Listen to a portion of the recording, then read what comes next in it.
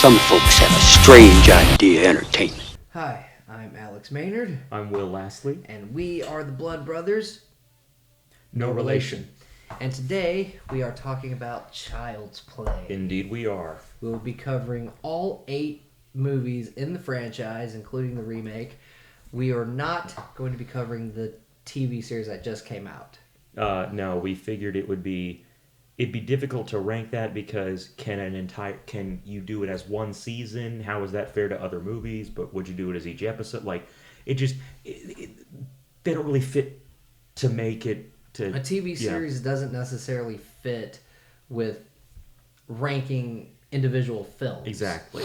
Especially since they can expand on the story a lot more than an hour and a half movie can do. Right. But we can talk about it in a future episode. Yeah, and we can tell you right now, it's good. We loved it. It's awesome. Season 1 is... We've finished Season 1 by now, and it's... and we love it. We're looking forward to Season 2. Very much looking forward to Season 2. Now, you have a very interesting opinion about Chucky as a character. I do, and I almost feel like if there are major horror fans watching this, they're going to gun for my head. But I think Chucky is a more entertaining villain than Freddy Krueger. Elaborate. I think with Chucky being a killer doll, there's already a level of silliness to the character. Okay. So it's easier to go into the obscurity and the dumb. There's more room to play around with. There's more room to play around with Chucky because it's already ridiculous. Whereas with Freddy Krueger, he's a burned demon who enters into your dream and kills you, and then your soul becomes a part of his body. Yeah, and this is after he already killed children, and in the originals possibly molested them. In the remake, definitely molested them. Exactly. And for me, it's just later on, like, people think of Freddy now and they think of all the major quirks and you know the one-liners and things like that. Throwing bitch on the end of everything randomly. Exactly. But if you go back to the original movie, there's hardly any of that. You get a little bit of the dark humor with "I'm your boyfriend now, Nancy." Yeah, like that. And then but there's still some of the want to get high or the stuff like that. Yes, and the early film, the first 3 films, I think did it right. I agree. Whereas with the 4th one, as soon as he puts on the sunglasses, I'm just kind of done. Yeah. If I see Chucky put on a pair of sunglasses, makes perfect sense. Exactly. Yeah. I can be more along for the ride. Right. And I just feel like Brad Dourif. Not that Robert Englund does a terrible job. He's obviously amazing. But I think Brad Dourif's voice acting work as Chucky is just phenomenal and underappreciated because of how bad these movies get. I agree. Because one thing that is interesting about this franchise is we don't have any, like, with this one, the worst of them isn't nearly as bad as something like Jason Takes Manhattan, Halloween Resurrection, Rob Zombie's Halloween 2, right. For Leatherface 2017. For those who have very strong feelings about those kind of turns, but like now, and if I can backtrack for a little bit, I'm not saying any of the Child's Play movies are better than the original Nightmare on Elm Street. Not saying that at all. Yeah, I was going to say I just think Chucky's a far more entertaining character. And your reasoning about there being more room to do, different wackier things with him, that is very true. And we'll get into that when we talk about some of these movies as well. I think in his good movies, Freddy is better than Chucky in his good movies, but in Freddy's not so good movies, Chucky is certainly better. Like, it's a weird scale, I guess. It's a weird sort of, scale. But there is definitely more capacity to get crazier, whether it's for humor or for just for what the fuckery. Well, and I know Don Mancini has talked about he's had a part of every single movie except the remake. Right. And he's talked about how, because it's a killer doll, he's able to venture into comedy. Yeah. And that's basically Seed of Chucky. It's a comedy with murder. Right. Not done very well. Right. And we'll get to that momentarily. It's comedy with murder. Yeah. And he's able to explore other genres outside of horror because of how ridiculous it is. Right. Yeah. Because like, you know... Which I think he pulls off quite nicely with the television series. I agree. But I'll just go ahead and get us started, since we're already on the subject. Number 8, Seed of Chucky. Now, you know, like we were saying, this franchise doesn't have a, like, holy fucking shit bad. Like, this doesn't have a Jason Takes Manhattan or a Hellraiser Revelations. This is barely above those, though. It's like, it's better than them, but not necessarily that much more watchable. That's a good way to put it. It certainly has technical integrity above them, as far as like from a filmmaking perspective and stuff like that. Definitely has a better budget. But looking at you, Hellraiser. But it just doesn't work. And the thing is, there are things about this movie I like. I agree. I think the best scene in the movie is when Tiffany and Chucky are about to transfer their souls into Jennifer Tilly and the Red Man. Wait, was it Red Man? No, it wasn't Red Man. It was Method Man. No, it was Red Man, but it wasn't Red Man who Chucky was trying to become. Oh, it was, that's right. Some guy who was in love with Jennifer Tilly. Right. I think it was her limo driver or something. Yeah. I don't know. I didn't care. Yeah. But there's a lot of arguing going on, and Chucky's just, that's it. I've had it. If this is what it takes to be human, I'd rather be a supernatural possessed doll. It's less complicated. I am Chucky, the killer doll, and I dig it. Best scene in the movie. Yeah. Because it was funny, but also legitimately kind of sinister. There was a Bond villain quality to it. In an odd way. I would say it. For me, it wasn't sinister, but definitely Bond villain. I mean, in a way of like, you do really buy like this guy truly is a psycho and enjoys being a psycho. That actually reminds me of one of my favorite quotes in this movie. What? I'm not ashamed to be a killer.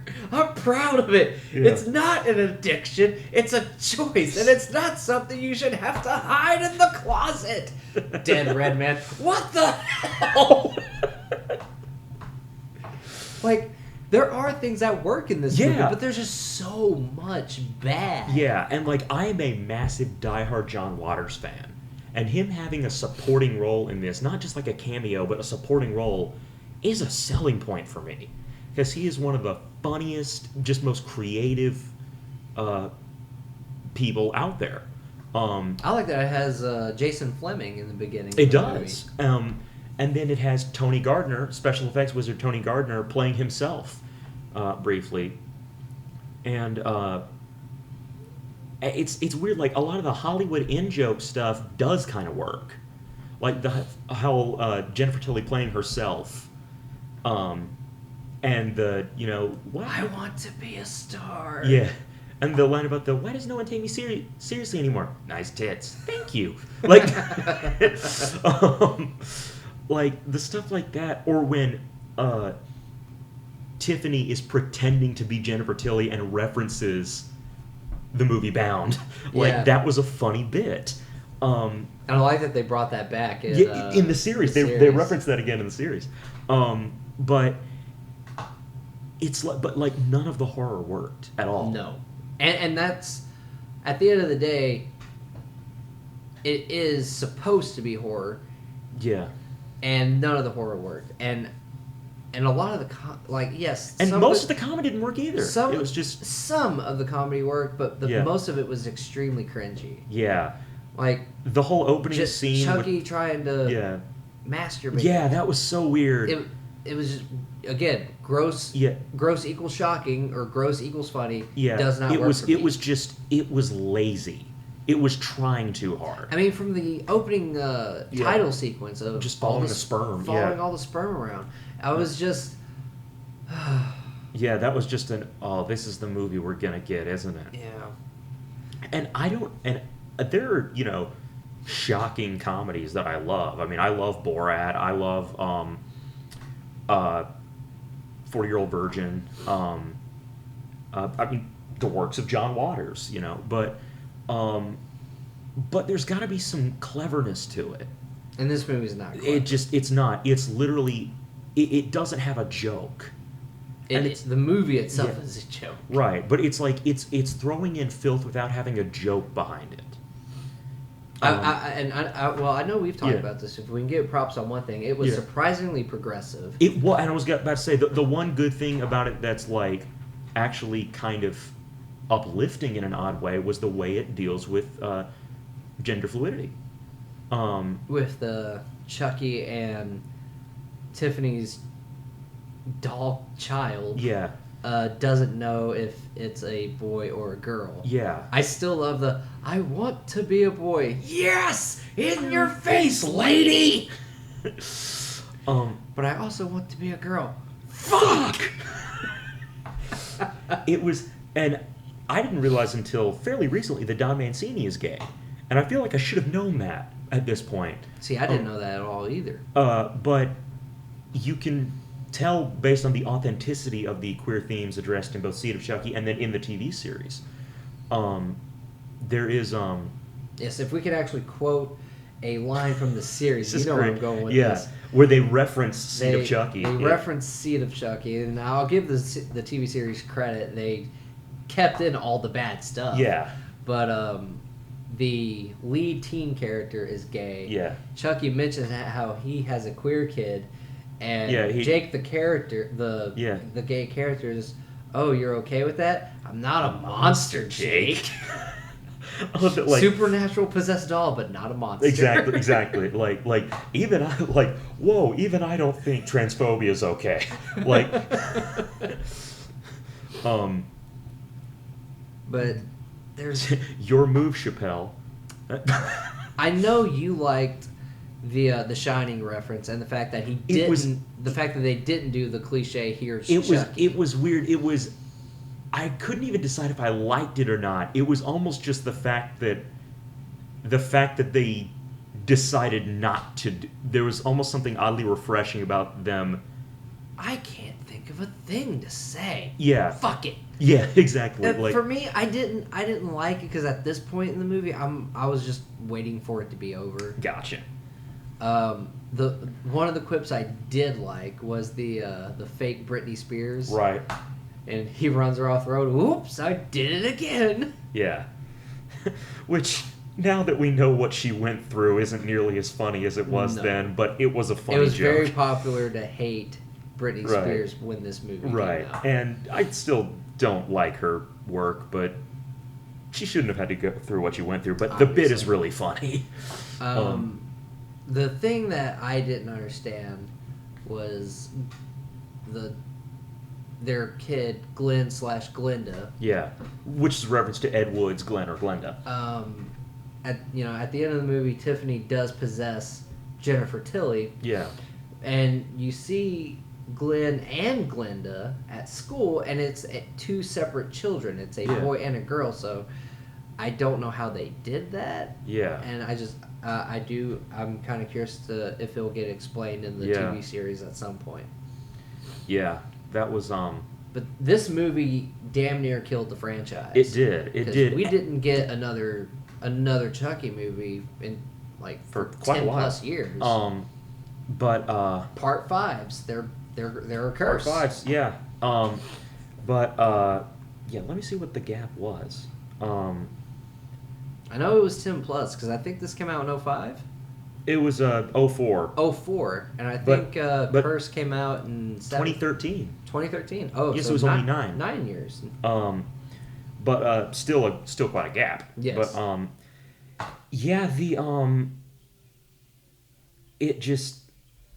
and what's unfortunate is this was Don Mancini's first time getting to direct one, which sucks because if this was the only one he directed, we wouldn't realize he's a good director. I agree, because the movie is bad, but there are some decent shots in it. Sure. We just wouldn't realize that he was capable of making some movies we'll see later on. And I'd also like to point out Yeah. that the reason why they stopped calling it Child's Play was they moved to a different production company. Yeah. And the production company, or Don Mancini, had all the rights to Chucky Right. and all the characters that come in the Chucky Yeah. universe, but he didn't have the rights to the name Child's Play. So the original production company kept the Child's Play title. Yeah. And basically we're just kind of, well, fuck you, Don Mancini. How are you Right. going to do Chucky now? And that's why we got Bride of Chucky, Seed of Chucky. Yeah, that's why they were all Cult. just Chucky instead Yes. of... Yeah. So in case anyone out there was wondering that, there you go. Yeah. So what is your number 7? My number 7 is Child's Play 3. This one, whereas Seed of Chucky went like headfirst in the wrong direction, this one felt like it couldn't pick a direction to go in. Okay. It felt like it. I agree with that. Because yet again, the humor didn't work, the horror didn't really work. I feel like some of the comedic stuff worked. Yeah. Just because Brad Dourif is very charismatic he just sells it. And he can deliver a joke that's not that funny and it still be somewhat fun. Yes, but I do agree with the horror aspect that none of the horror really worked. Having a different actor as Andy, I get, obviously they wanted to make him older. I don't know if they tried to talk to Alex Vincent to try to get him to come back. But they basically made him older to where he could be more relatable to teens because they made him a teen. Yeah. But I feel like they should have done either that or have a new kid. Instead they did both. They had teenage Andy and a new little kid. Oh yes, because Chucky was trying to possess someone else in this movie. I feel like Chucky's gonna be a bro because the kid was black. That's an awkward line. At least he didn't drop the N-word. He's not a monster. He's not a monster.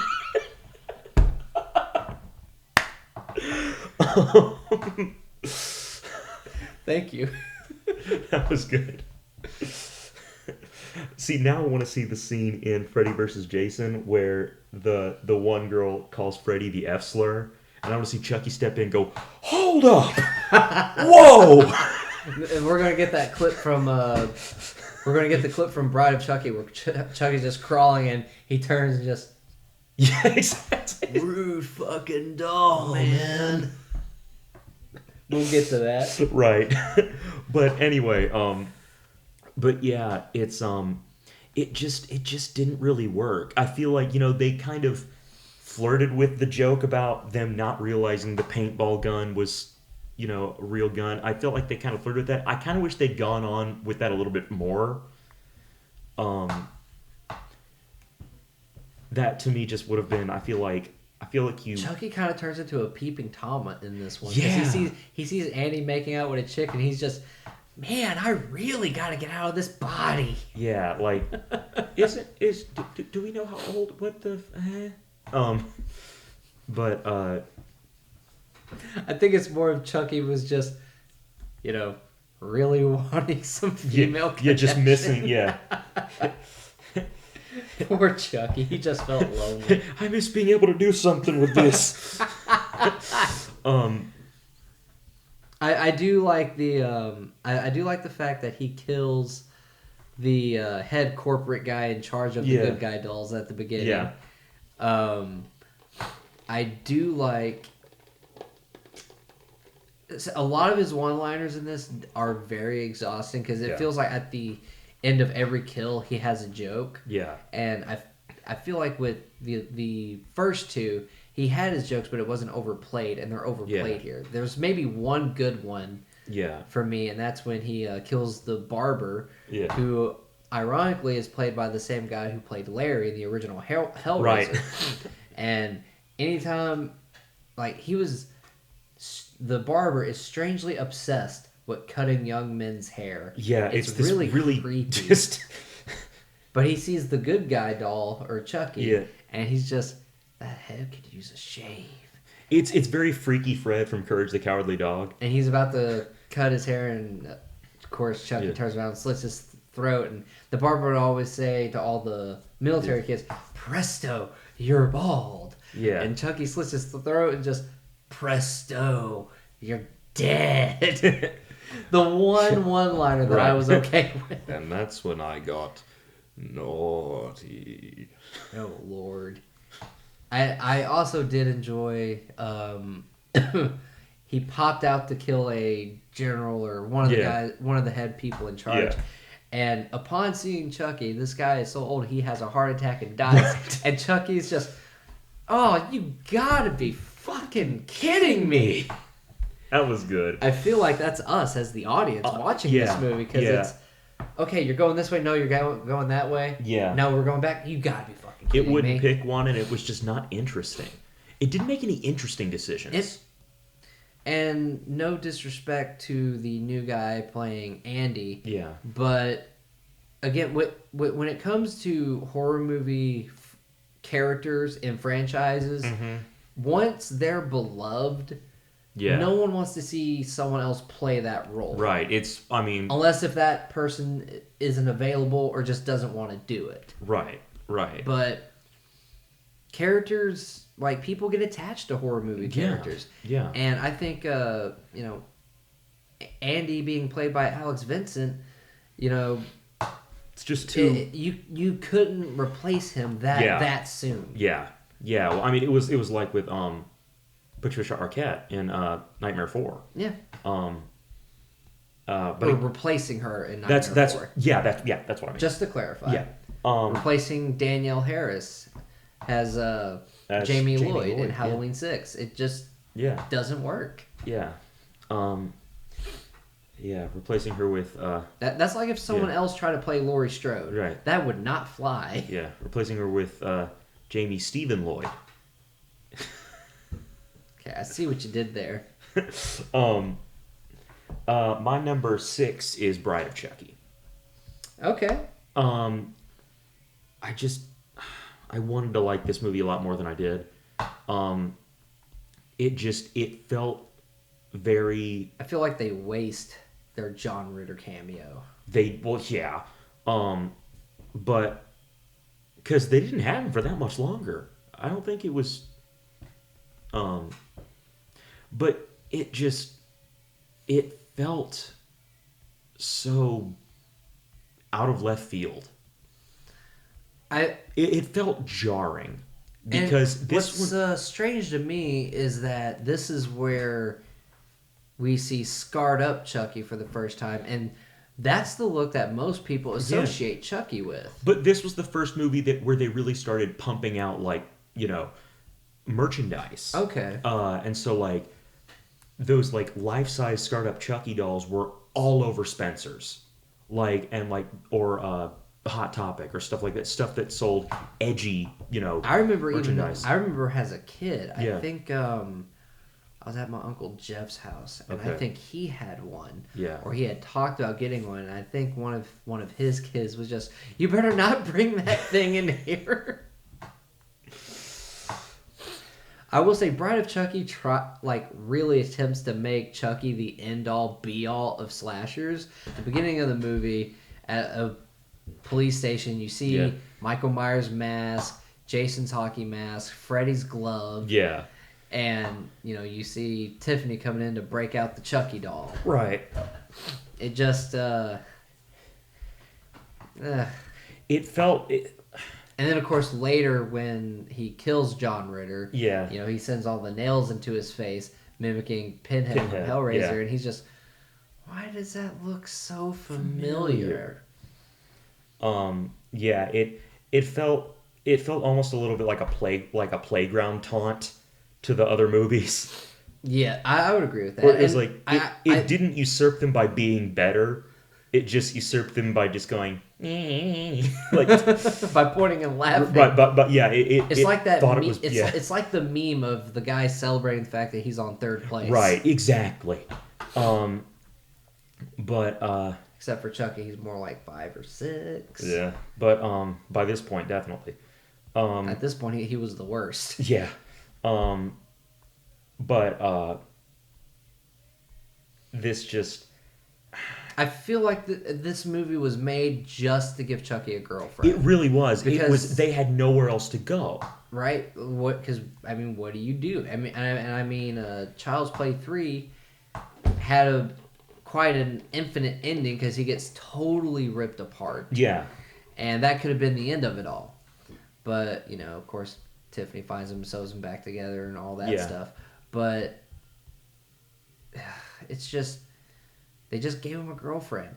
And even though there were some funny one-liners, I feel like this entire movie is based around one scene. Yeah. And it's the scene in the RV. Which is admittedly somewhat funny. With the teen married couple. Yeah. They ran away and got hitched. Yeah. And basically this movie is about two couples who don't know how to get along. Yeah. And of course, our teens rise above it all because they're the good guys. Right. But they're in... Chucky and Tiffany have them holding them hostage. And Tiffany is so proud that she cooked dinner for Chucky. Yeah. And the girl is just, he could at least do the dishes. Right. Sparking off a major argument. Yeah. I cook, I just slave myself over the stove, and you can't even do the dishes. Right. Well, what would Martha Stewart do? Because Tiffany's obsessed with Martha Stewart. Right. And she just goes, fuck Martha Stewart. Like, that's a funny bit. Right, and earlier in the movie, Chucky's like, who the fuck is Martha Stewart? Yeah. But, like, that's a sketch. Exactly. That's not let's build a whole movie around this. That's more like, this is like an SNL sketch. And the thing is that, yes, it feels like a sketch, but I feel like they based the entire movie that's what I'm saying around it, or that's what the movie was building to this That's what I'm saying time. Is this should have just stayed like a sketch. Because that was clearly the only idea they had, was to do that, like, little bickering like that. I will say, I do like when he, and the thing that I have to knock it for, is that before Charles Lee Ray, Chucky, died as a human, he transferred his soul into the good guy doll. Right. Whereas with transferring Tiffany's soul into the girl doll, he flat out killed her. Now, how does that work if she's already dead? Yeah. But whatever. But I do like her line when she first gets brought into the doll. Yeah. And Chucky's talking about how great he is, and she says something along the lines of, "You don't even compare to a G.I. Joe." That did make me laugh. That was funny. But this is where I feel like the franchise... Whereas Part 3 didn't know what to do, because this is the fourth film in the franchise, that this is when it really started steering into comedy with little elements of horror, comedy with murder. But a lot of the comedy was just very cringy. Yes. It works a lot better than Seed, but that's really not saying much. Right. It was really, really strict. Yeah, that's like saying this bad Adam Sandler movie is funnier than this bad Adam Sandler. Like, one of the most... The cringiest thing in here is seeing two dolls have sex. Yeah, like, it was... Like, with something like Team America World Police. I mean, that was funny because the whole point was... And it's already wrong. Exactly. The whole point was, this is the stupidest thing you've ever seen. Exactly, and we're going to be stupid. Right. And Chucky, it's ridiculous, but not stupid, and they got stupid. Yeah. And... I'll give it this. I did like the line of, wait. Do you have a rubber? Do I got a rubber? Tiff, look at me. I'm all rubber. That was a little funny. I just feel like we didn't need the rest of the scene to happen. Exactly. Maybe see them kiss and then have her say that to him. Yeah. And then just transition versus actually seeing their silhouettes humping. I think what could have been funny is if then it cuts like to the next day and they're both like lying in bed and like there's stuff everywhere. Like it was just the most wild night of lovemaking. Like I feel like that could have been kind of funny. If it just smash cut to that. If it was implied versus actually giving us glimpses of what happened. Yeah. That's what I'm saying is if it was like smash cut to the next morning and it looks like they destroyed the whole house. Like, and they're just like lying in these like soaking sheets just like I feel like that could have been really funny. Wanna play? Right. We are sick people. We are. And that's the thing, though, is that this movie was just so... It could have been better. Yeah, it wasn't. Well, now we get into the ones that I actually think are good. Okay. And so my number 5 is Cult of Chucky. Now, this is a movie that I like a little bit more than you do. A lot more than I do. Right. But this one also, I think... I feel this was a major step down from Curse. Sure, and we'll get to that. But the series actually adds a little bit of clarity to this one. But at the time, we couldn't have known that. Oh, absolutely. But and it does help it a little bit. Yeah. But I'll explain why I don't like it. But you go ahead. I do like this one because it was continuing from Curse of Chucky, which I'll get to in a little bit. But that very much felt like a return to form. I agree, and we see the return of Nika, and I feel like we haven't played by Fiona Dorff, Brad Dourif's daughter. Yep. Fun fact about the television series, they do flashback scenes with Brad Dourif and Jennifer Tilly dubbing in the lines for their younger selves. Yeah. And young Charles Lee Ray is actually played by Fiona Dorff, which I think is really cool. They do this really good, like, sort of 5 o'clock shadow makeup, and it honestly, when it's not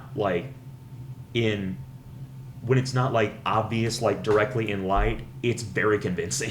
And credit to Fiona Dorff, because a lot of people could have easily written this off of, oh, she only got the part because her dad is Brad Dourif. Yeah. But she does a really good job in the series, in Curse and Cult. Yeah.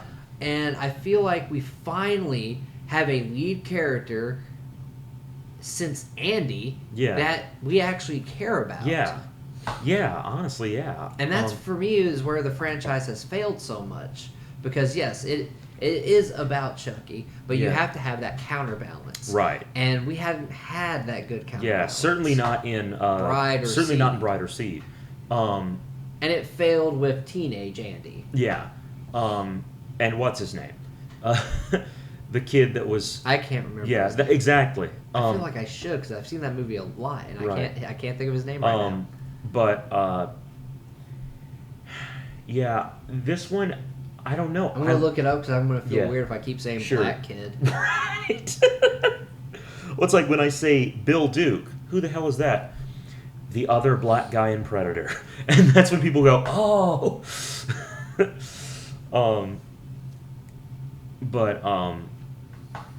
Yeah, this one, I like the setting with the mental hospital, and I like the atmosphere.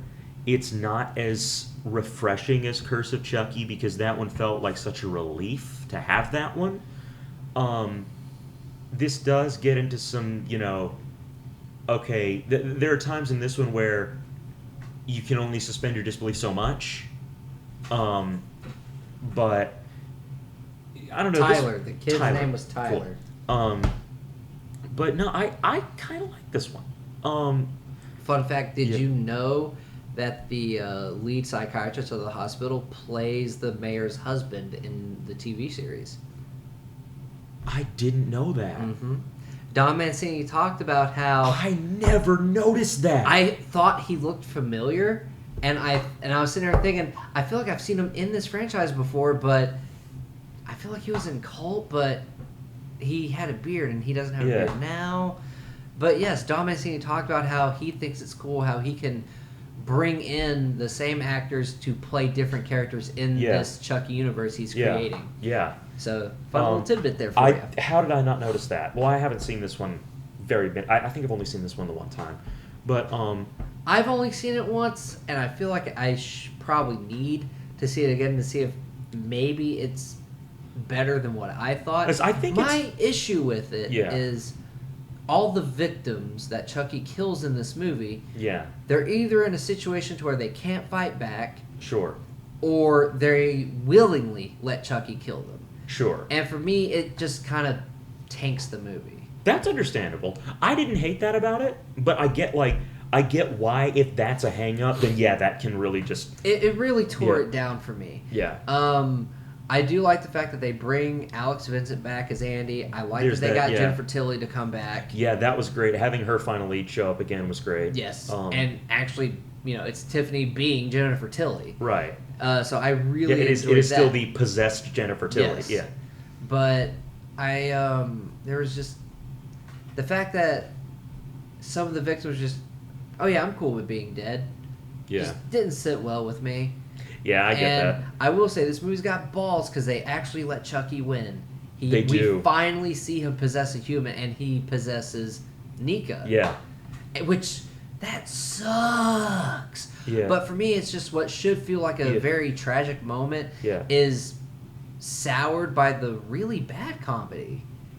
Oh, I feel like I feel like with Cult they do the horror pretty good. Yeah. But the comedy is just god awful. Maybe I need to rewatch it again because I don't remember hating, but I don't remember a ton of the comedy in it. But and I didn't like that they introduced he can possess more than one Chucky doll, and at least we got a brief explanation, even though it was dumb. It was just I read something on voodoo.com or something like that. And it was just, okay. But for fans of the franchise, it's, well, can you elaborate on that? Right. And which they do in the TV series, thank goodness. But at the time, we couldn't have known that. It was just a way of, for me, it was just, oh, hey, look, there's more than one Chucky now. Look. Sure. And I'll give it this. I did enjoy when the three Chuckies killed the psychiatrist, because even Chucky is pissed off at him because he drugs Nika and was going to have his way with her, I think. Yeah. And Chucky's just, no. Yeah. He's not a monster. Exactly. He hates transphobia and he hates rapists. He's not a monster. I mean... But he did... He's got his priorities. He referred to, this is just too easy for you. I'm almost envious. Right. And then all three Chuckies in the room kill him. Yeah. And one just, I've never felt so alive. You were literally born 5 minutes ago. I did like that. And I did like how all three was just, well, who's gonna kill Andy? Right. That felt very 3 Spider-Man meme. Just done way worse. Right. And I do like how you kind of catch up what Andy's been up to. And he has, like, the original Chucky doll head. Yeah. And where he has just been torturing the shit out of it. Yeah. Which I think is great. Oh, yeah. They even share a joint. Yeah. In the movie. It's almost... They hate each other so much, but there's a respect for your enemy. Yeah, this odd amount of... Yeah.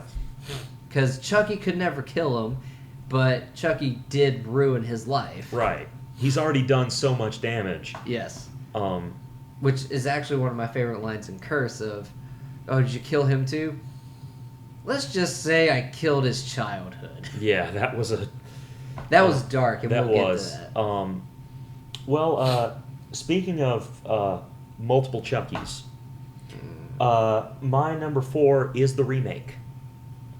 Now, I have defended this movie quite a bit. And I still will. Because there are a lot of sort of complicated circumstances surrounding it.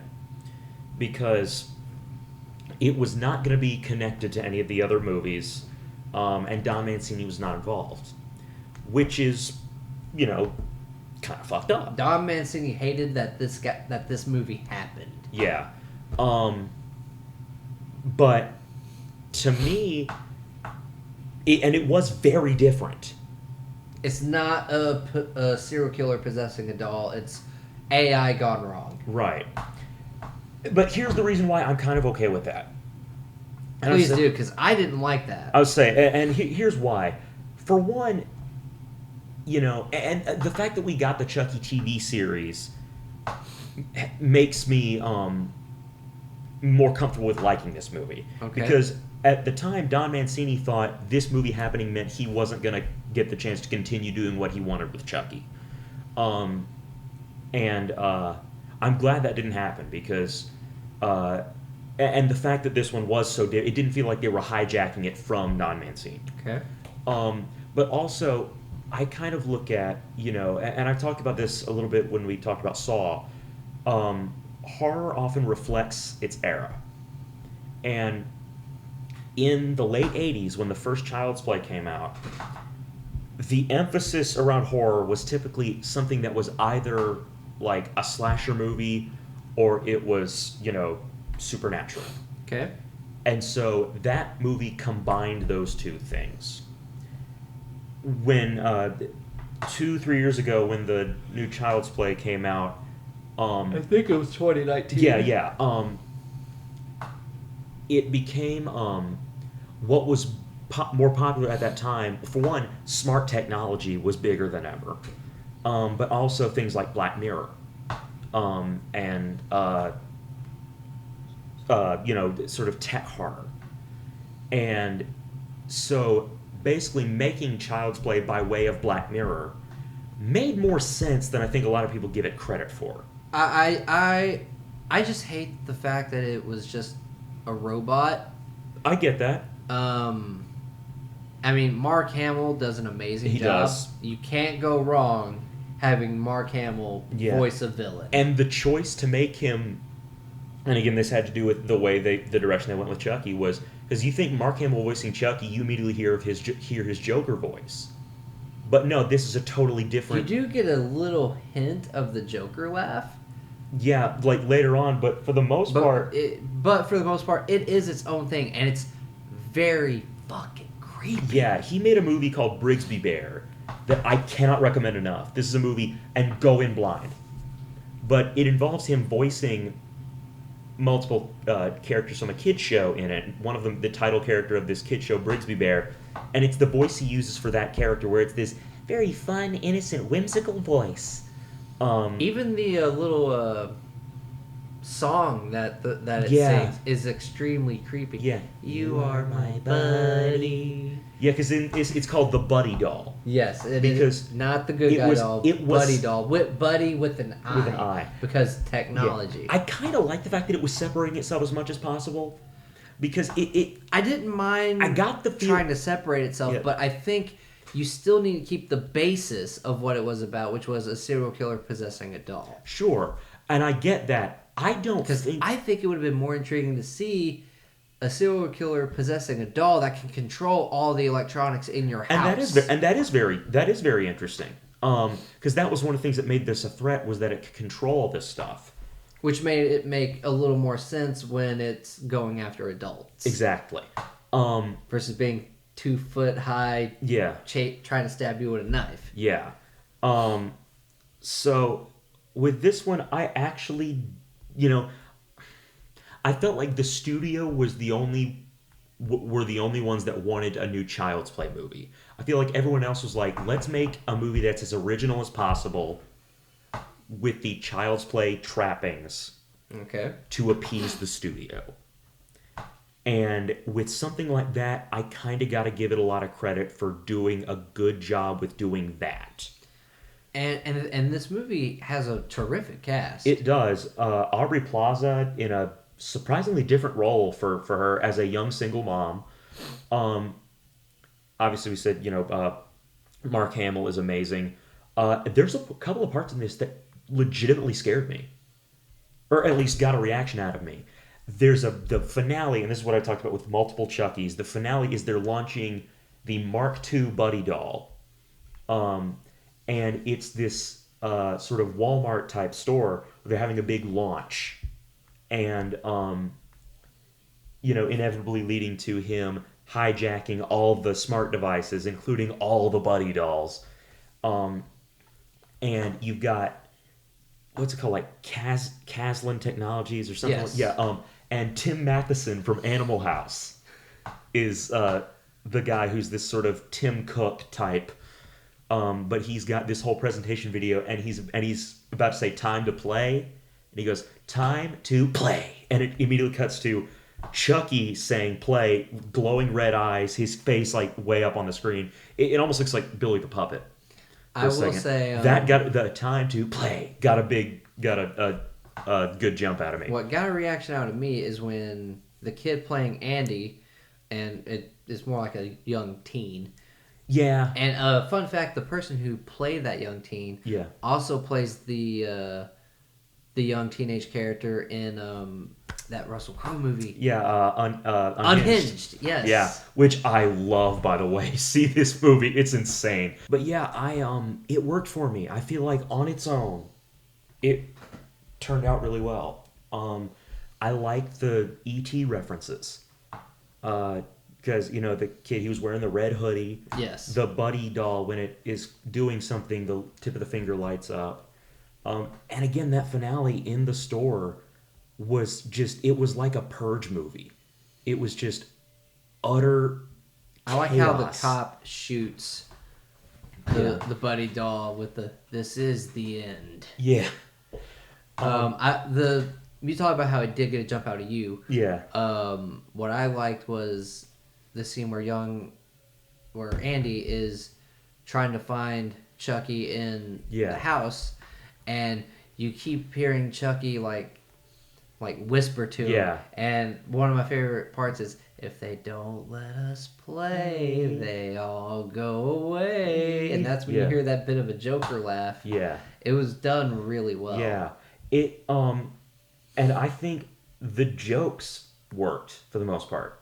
The whole "this is for Tupac" thing cracked me up. There's a particular kill that involves a lawnmower that I loved. Oh, yes. And the aftermath becomes this sort of gross out joke that leads to some hijinks. I don't know. I liked it. I really liked it. It's its own thing. And again, I also have to go in thinking, okay, as a movie, like I have to go in viewing it view it as a movie on its own, as well as being part of something. And on its own as a movie, I think it works. But I think being a part of this franchise, it doesn't work. Sure, but and I wasn't a big fan of the look either, because it was. Yeah.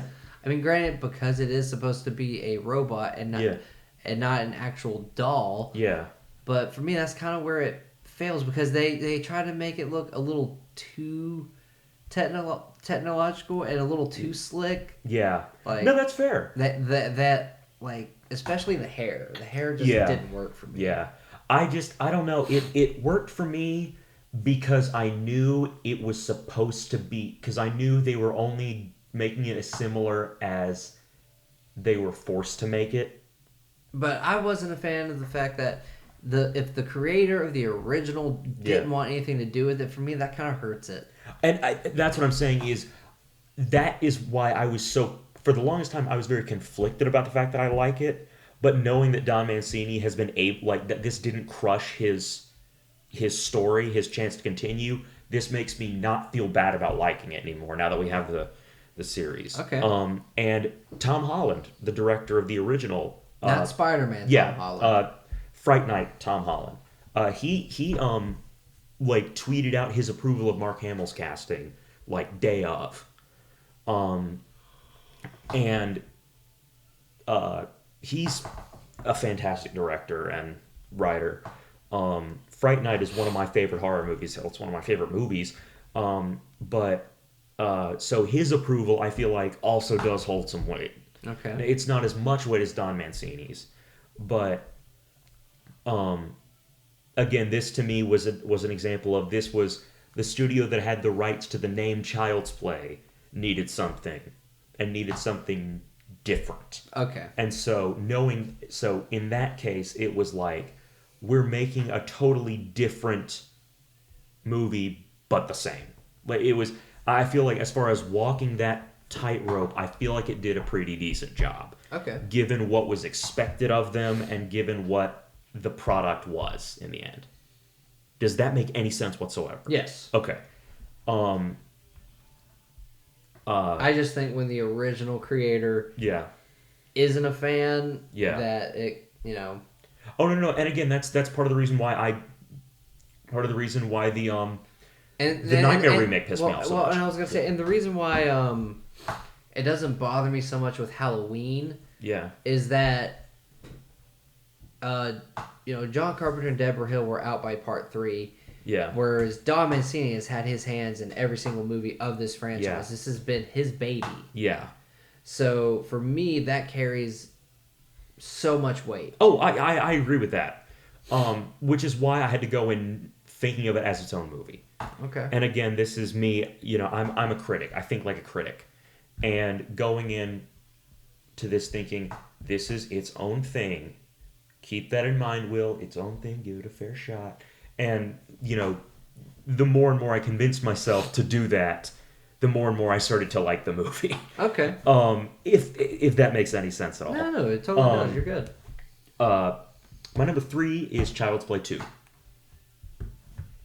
Child's Play 2 at your number 3. At my number 3. Okay. This movie I didn't like as much the first time I saw it.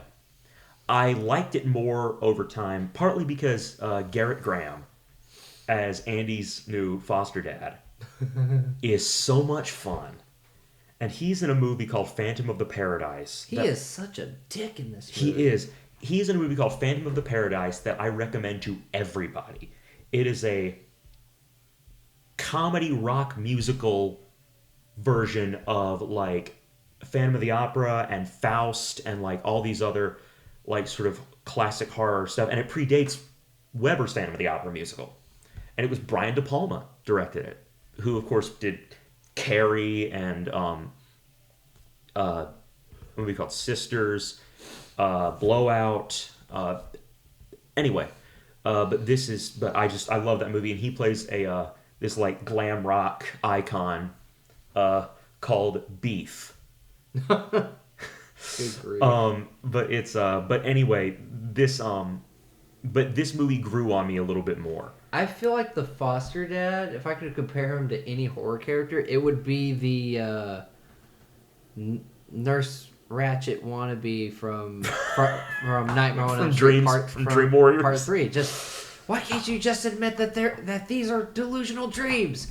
Yeah. The foster dad, it's just a doll. Yeah. Why can't you realize it's just a doll? Yeah. The only thing is, I feel like this dad hates children, and the nurse just took her job way too seriously.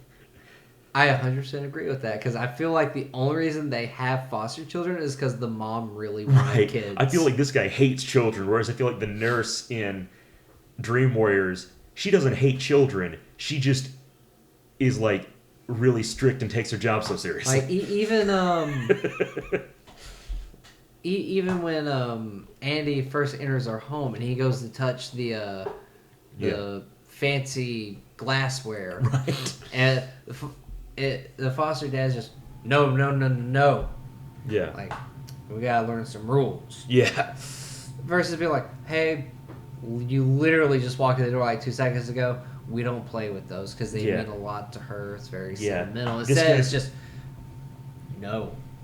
Yeah, like, I'm putting my foot down. This is my house, and I'm in charge, and you're not my son. Yeah. Yeah. Poor kid just needed some love. I mean, his kid needs a hug. I like that they do have a good guy doll that's not Chucky. They do. But Chucky eventually, tracks Andy down and takes his place, and its name is Tommy. Right. And you see Andy check the batteries. Yeah. And there's batteries, and you see Andy just I hate you, and you see, hi, I'm Tommy. I loved it. I like that they brought that back. They did in the series. Eat dirt, Tommy. And then again, even when I first saw this movie, I fucking loved it. I feel this is exactly what a sequel is supposed to do. Right. Because in the first one, they kept it mysterious for so long of whether, is it the doll or is it the kid? Yeah. Whereas in this one, we know it's the doll now, so we can just see Chucky in all of his glory, and they, they just... blow him up. And I think part of the reason why I didn't like it as much... You've been very naughty, Mrs. Kettlewell. I think the reason why, when I first saw this, I didn't like it as much as I do now is because, A, how much I love Tom Holland.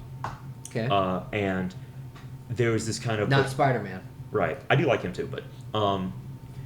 what's funny is the director, Tom Holland, for a while, his profile picture on Facebook was his head on Spider-Man's body. And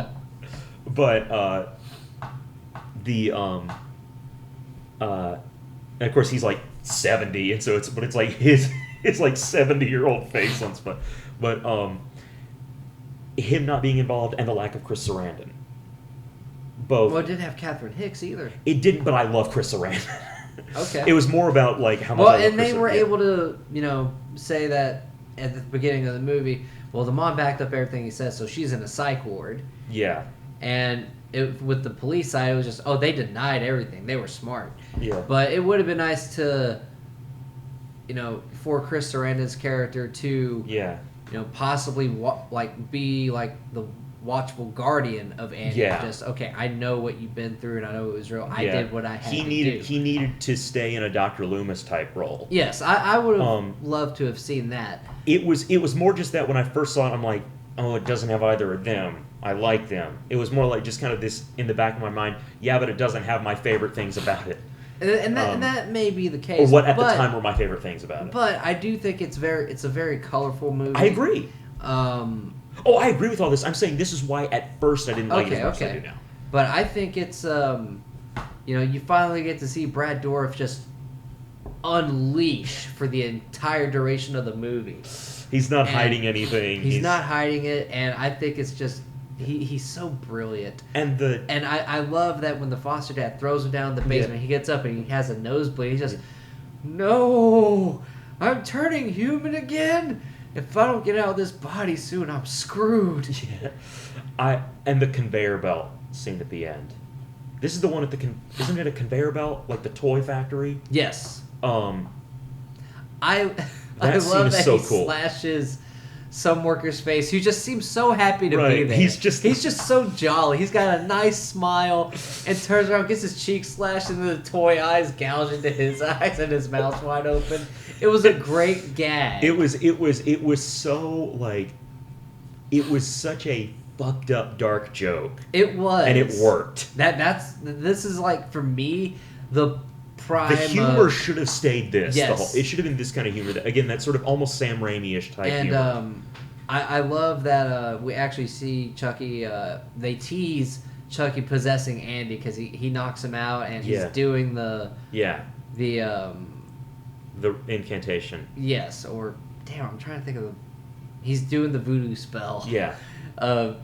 Switch souls. He's saying the thing. And clouds are coming in, they fade back, and Andy opens his eyes, and you think it might be Chucky. Yeah. And Chucky's looking down, and you see blood dripping from Chucky, and you just, no! Yeah. And I like how it just panned out. Yeah. And I love his little speech right after, because now he's got nothing to lose, and he is just fucking pissed. Mm-hmm. Andy's crawling away, just, you little shit! Do you know what you've done? It's too late! I spent too much time in this body. I'm fucking trapped in here. Yeah. And then Kyle pushes all the boxes and he's just, what the hell? And the best part is it zooms in on all this pile of boxes and you just see him pop up. Ah! His face is so damn ridiculous. It's hilarious, but it's slightly menacing at the same time because of how pissed off he is. It reminded me a little bit of... Have you seen Raising Arizona? Yes. Okay, the scene when they first break out of prison and they're just like emerging from this like hole in the ground. It just every now and then just... like it just... Him emerging from the pile of boxes just made me think of that. And I love even shortly after when they pin his hand down. Yeah. I'm gonna get you fuckers! And then I think even after that, and this was actually very, very menacing. Yeah. He's crawling after Andy and he's just, I'm gonna kill you, Andy. Yeah. Yeah. And I like how in the first one, after he's done all this horrible shit, just wait, we're friends to the end. And in this one, it's just, oh come on, Andy, I was only playing. Yeah. At this point, he does not give a shit anymore. He's like, Yes. yeah. And his death in part 2 is so over the top. Right. He gets. That's one of the things that won me over to this movie. He gets melted. Yeah. And he gets the other good guy doll parts stuck in. Some of it stuck in him. He rips his hand off. He loses his legs. Yeah. They melt hot wax on his face. Yeah. And then they stick a hose in his mouth that blows his head up and leads to a hell of an explosion. Yeah.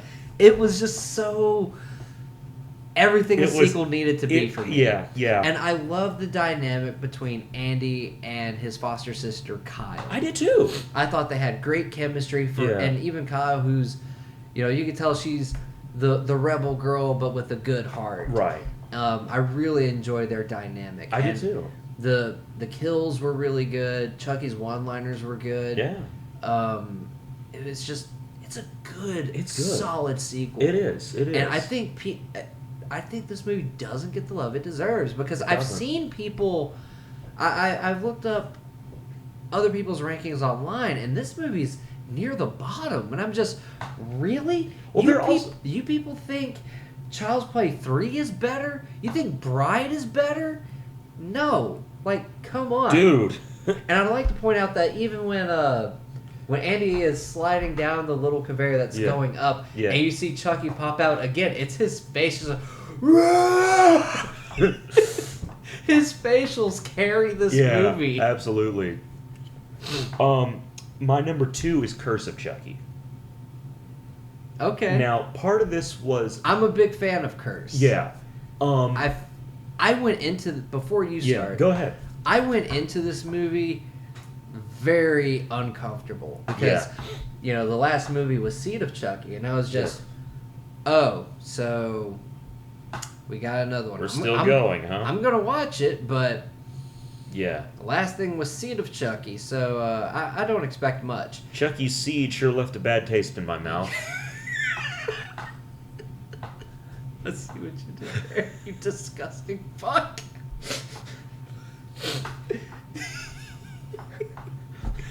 Hi, Mom. We have great humor here. We do. We are good little Christian boys. That should have been the title of the show. Good little Christian boys. I think Blood Brother works. I think it works better. Yep. I can imagine our intro redone. It's just like all kinds of Jesus stuff, and then we're going to talk about death and horror. Fuck yeah. We show up in little sweater vests and bow ties. I think with Curse, when I finally watched it for the first time, I was shocked by how good it was. Exactly. And it did feel a return to form. This movie was such a breath of fresh air. And it was I went into it hating the way he looked. Because I thought they didn't get the look right. They did tweak it just a little bit. And then you realize that, because there's a scene in the movie where one of the characters is peeling away at it, and it has all the scars. Yeah. And that's like, that explains the look. Yeah. The introduction of Nika was great. I like her a lot. Obviously, the idea of having Brad Dourif's daughter be in it was, like, that was a fun idea, but the fact that she does a really good job. If she would have pulled, like, a Godfather Part 3... I was about to say, then, Sofia Coppola was my first thought. Yeah. I think if her performance would have been that bad, we probably wouldn't have gotten Cult. We probably wouldn't have gotten the TV series. No. Because she is that good. She is. She is really good. And I like this one a lot. I love the sort of almost haunted house vibe to it. I love the way it's shot. I love the atmosphere. I feel like the kills in this one, even though some of them are over the top, they're also clever. Because how can a doll possibly outpower a full-grown human being. And for me, that's what kind of raised the stakes in this one, is because Nika is crippled. Yeah. She's in a wheelchair. So it is going to be harder for her to defend herself. Exactly. So this one kind of raises the stakes. It's like, what's worse than going after a child? Going Right. after someone who's crippled. Yeah. Like this is a, this is such a mean-spirited mark for Chucky. It really is. And it's extremely vicious. Yeah. It does have a couple one-liners, but they're so dialed back. Because this is, well, for one, this is such a cruel target to pick. And that just shows how nasty Chucky is. And you even like find out later that this is a personal vendetta for Yeah, Chucky. you find out later, why there's a personal connection. Because it was his daughter. No, I'm kidding.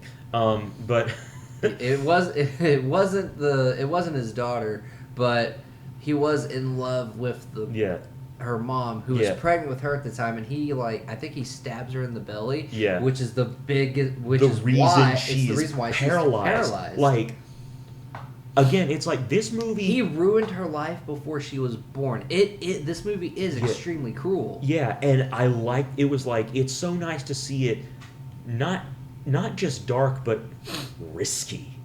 Like, it was dark in riskier ways.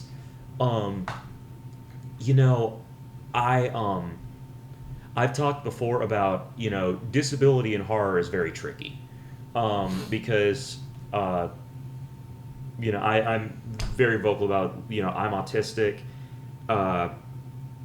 And I'm not usually a fan. I'm open to it.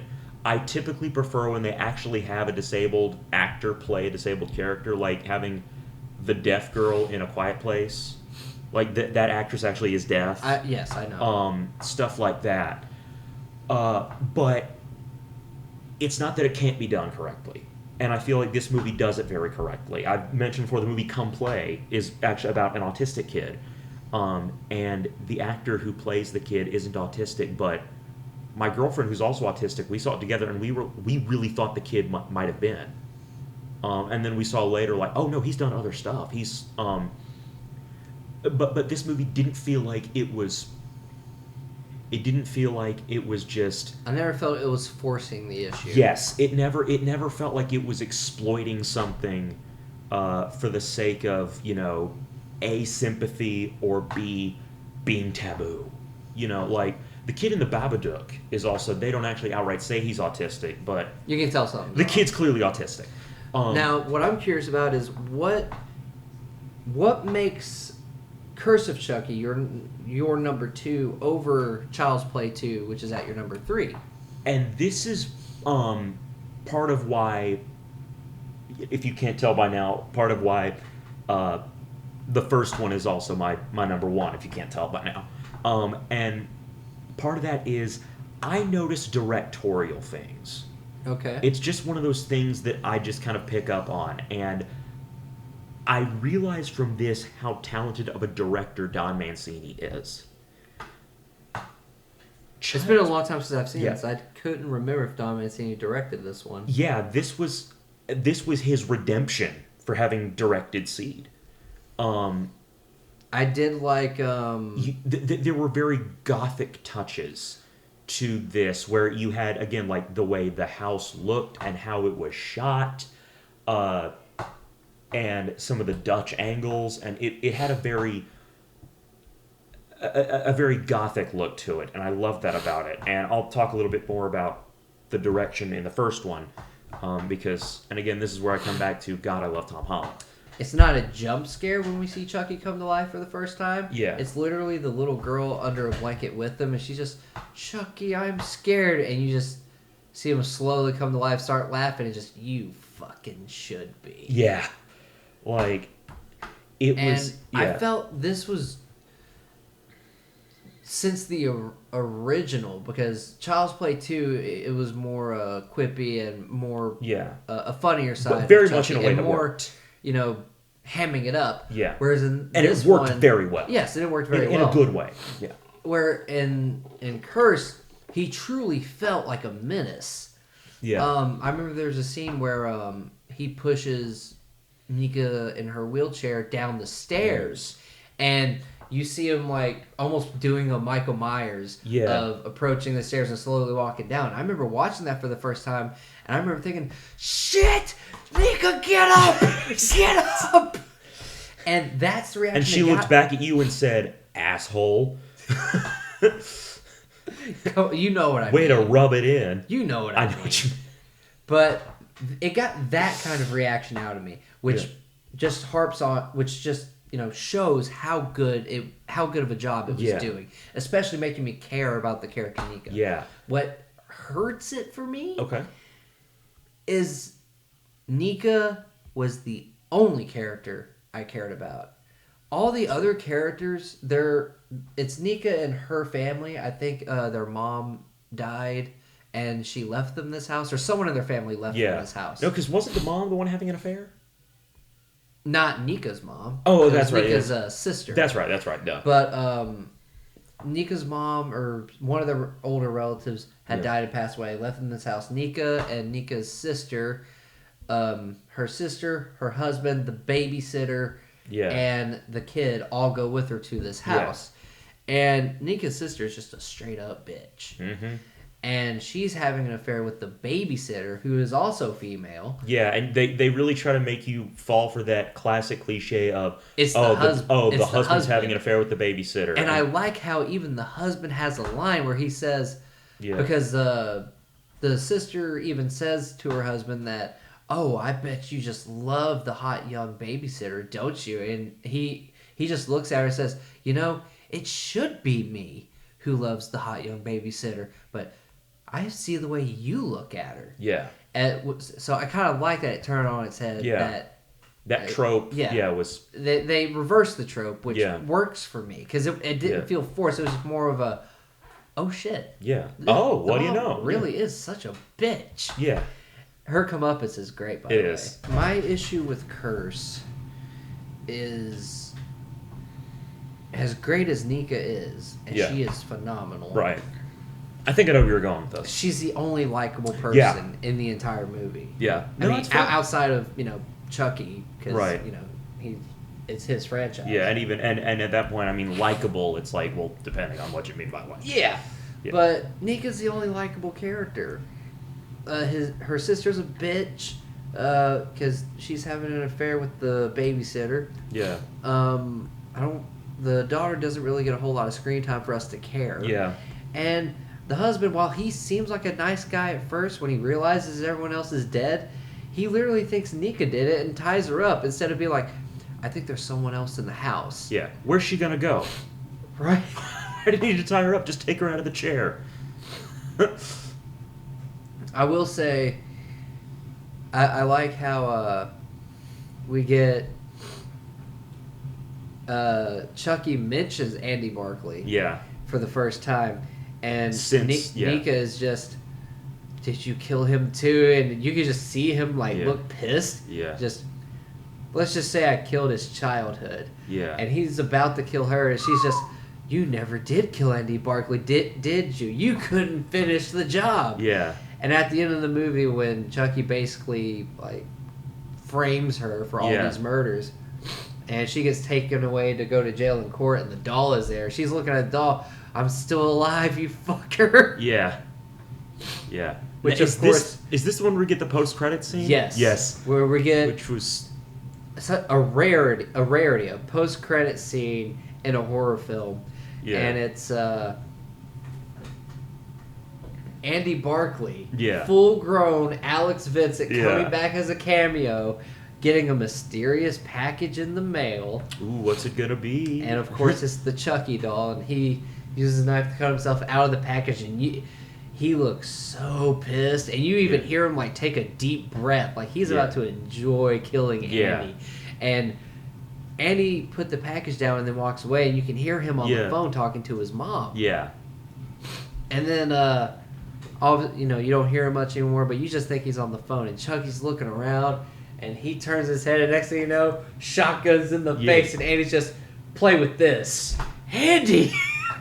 Boom. So perfect. It was, and I was just saying, what a great way to have Alex Vincent come back in such a honestly, fun little cameo. If that was the end of the franchise, I would have been okay with it. Because I feel like they bookended the films. They would have bookended with two great ones. Yes. Now, I love that we got the TV show. I'm just saying, like, I could have been happy with that being, like, Agreed. bookending with two that are great. And, you know, I feel like, I don't know, either way. But yeah, so my number one is the first one. I feel like that keeps happening. But there is just magic to that first, you know, the first entry of a series. And with this one, and again, this is what I was talking about with Curse, is I tend to notice directorial choices. And Tom Holland is a brilliant director. Not Spider-Man. Yes.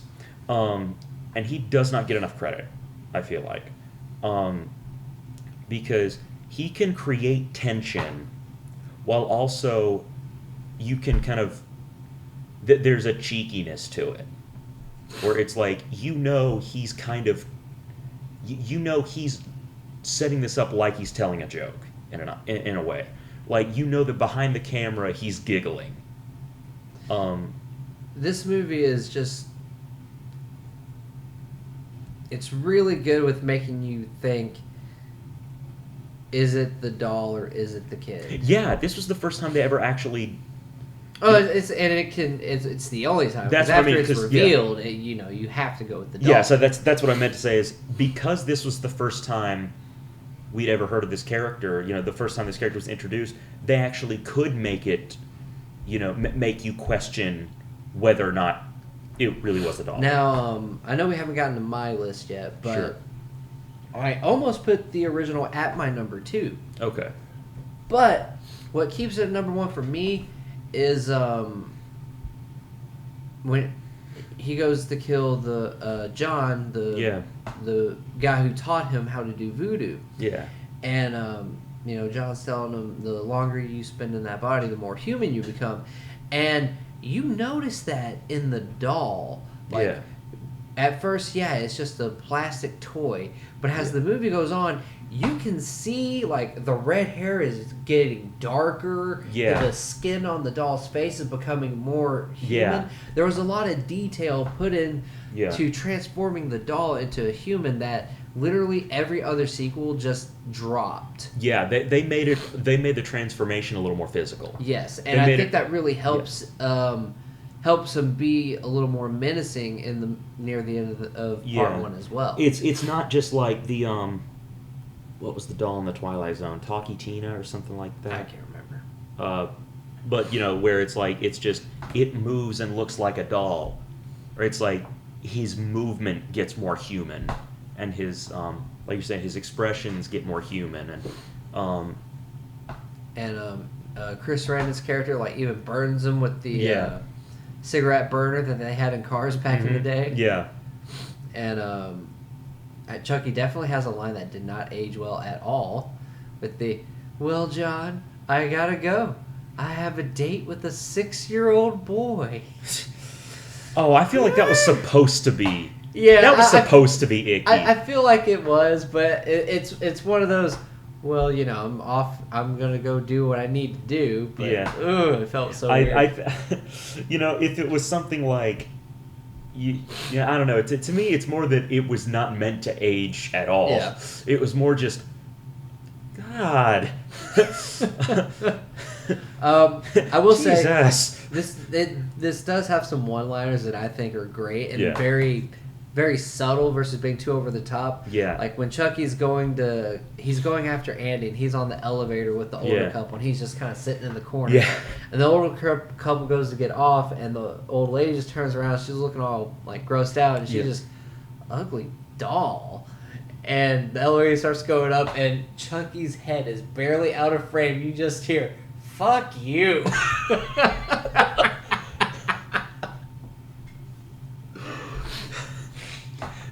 This movie, it feels like you can tell that it's you can tell that the people behind the camera are enjoying making it, and you can tell the people in front of the camera are enjoying making it. It has this kind of scrappy, like, we're all getting together and making a movie kind of feel to it. It doesn't feel like a slick horror blockbuster. No, not at all. It definitely has some campiness to it, and so Yeah, and all very intentionally, and I think very calculated in a way that works. like It knows Chucky's reveal of the doll's actually alive. It goes from being intense to being silly, right, but it's almost not intentional, but it almost is at the same time. The thing is, I can tell that it is Because we go from that great jump scare, Yeah. of just the batteries are not in the Yeah. doll, and just Yeah. the head, "Hi, I'm Chucky, wanna play?"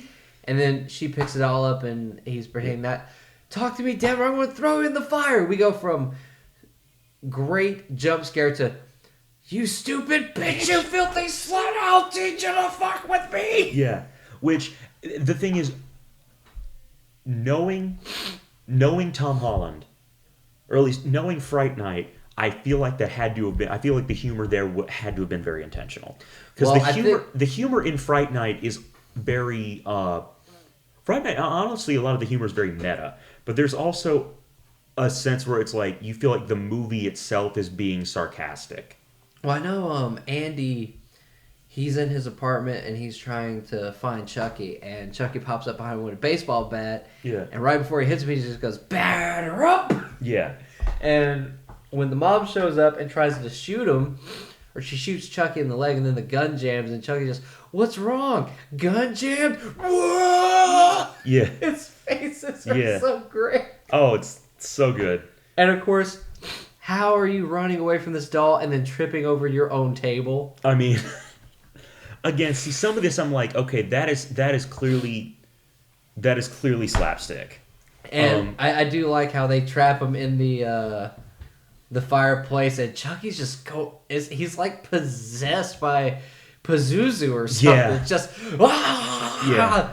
Yeah. Andy, no, we're friends to the end. Remember, this is the end, friend." No, Yeah. it was so great. It is.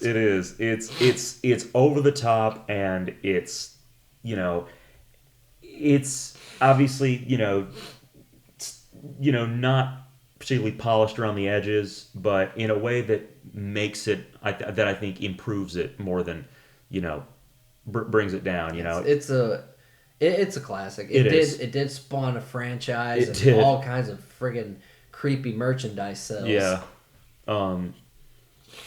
But it was the idea of a possessed doll. That idea had been thought of plenty of times, but this movie really made it feel unique.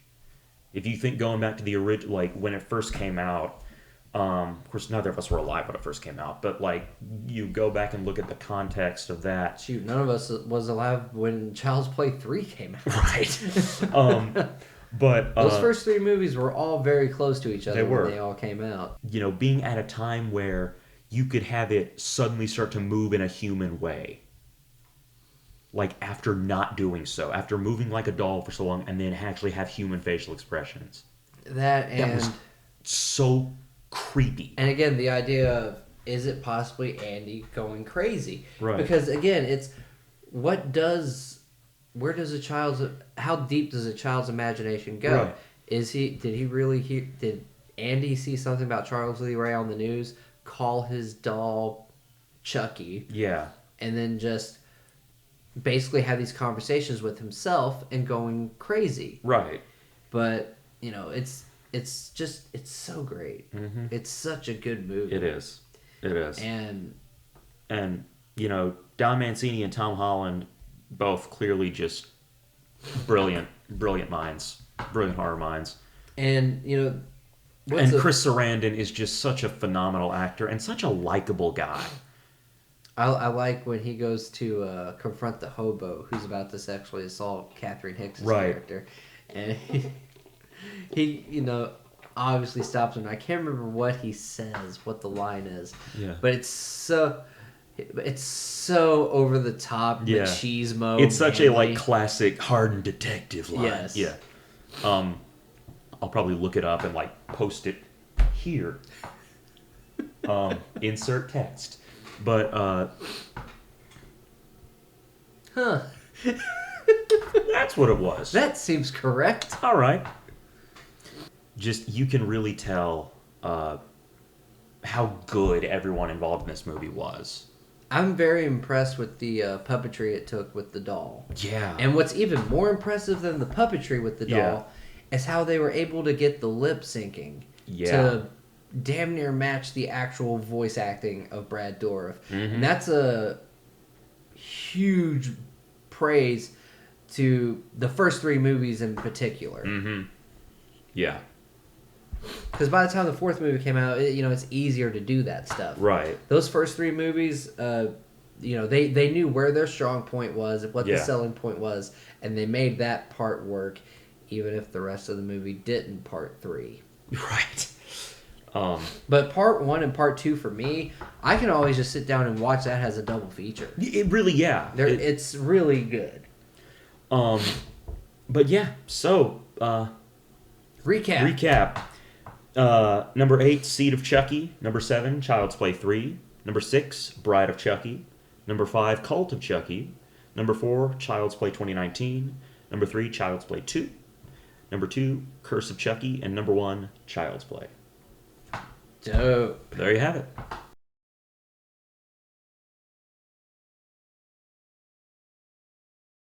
Alright, so to kick off my list, my number 8 is Seed of Chucky. Yeah.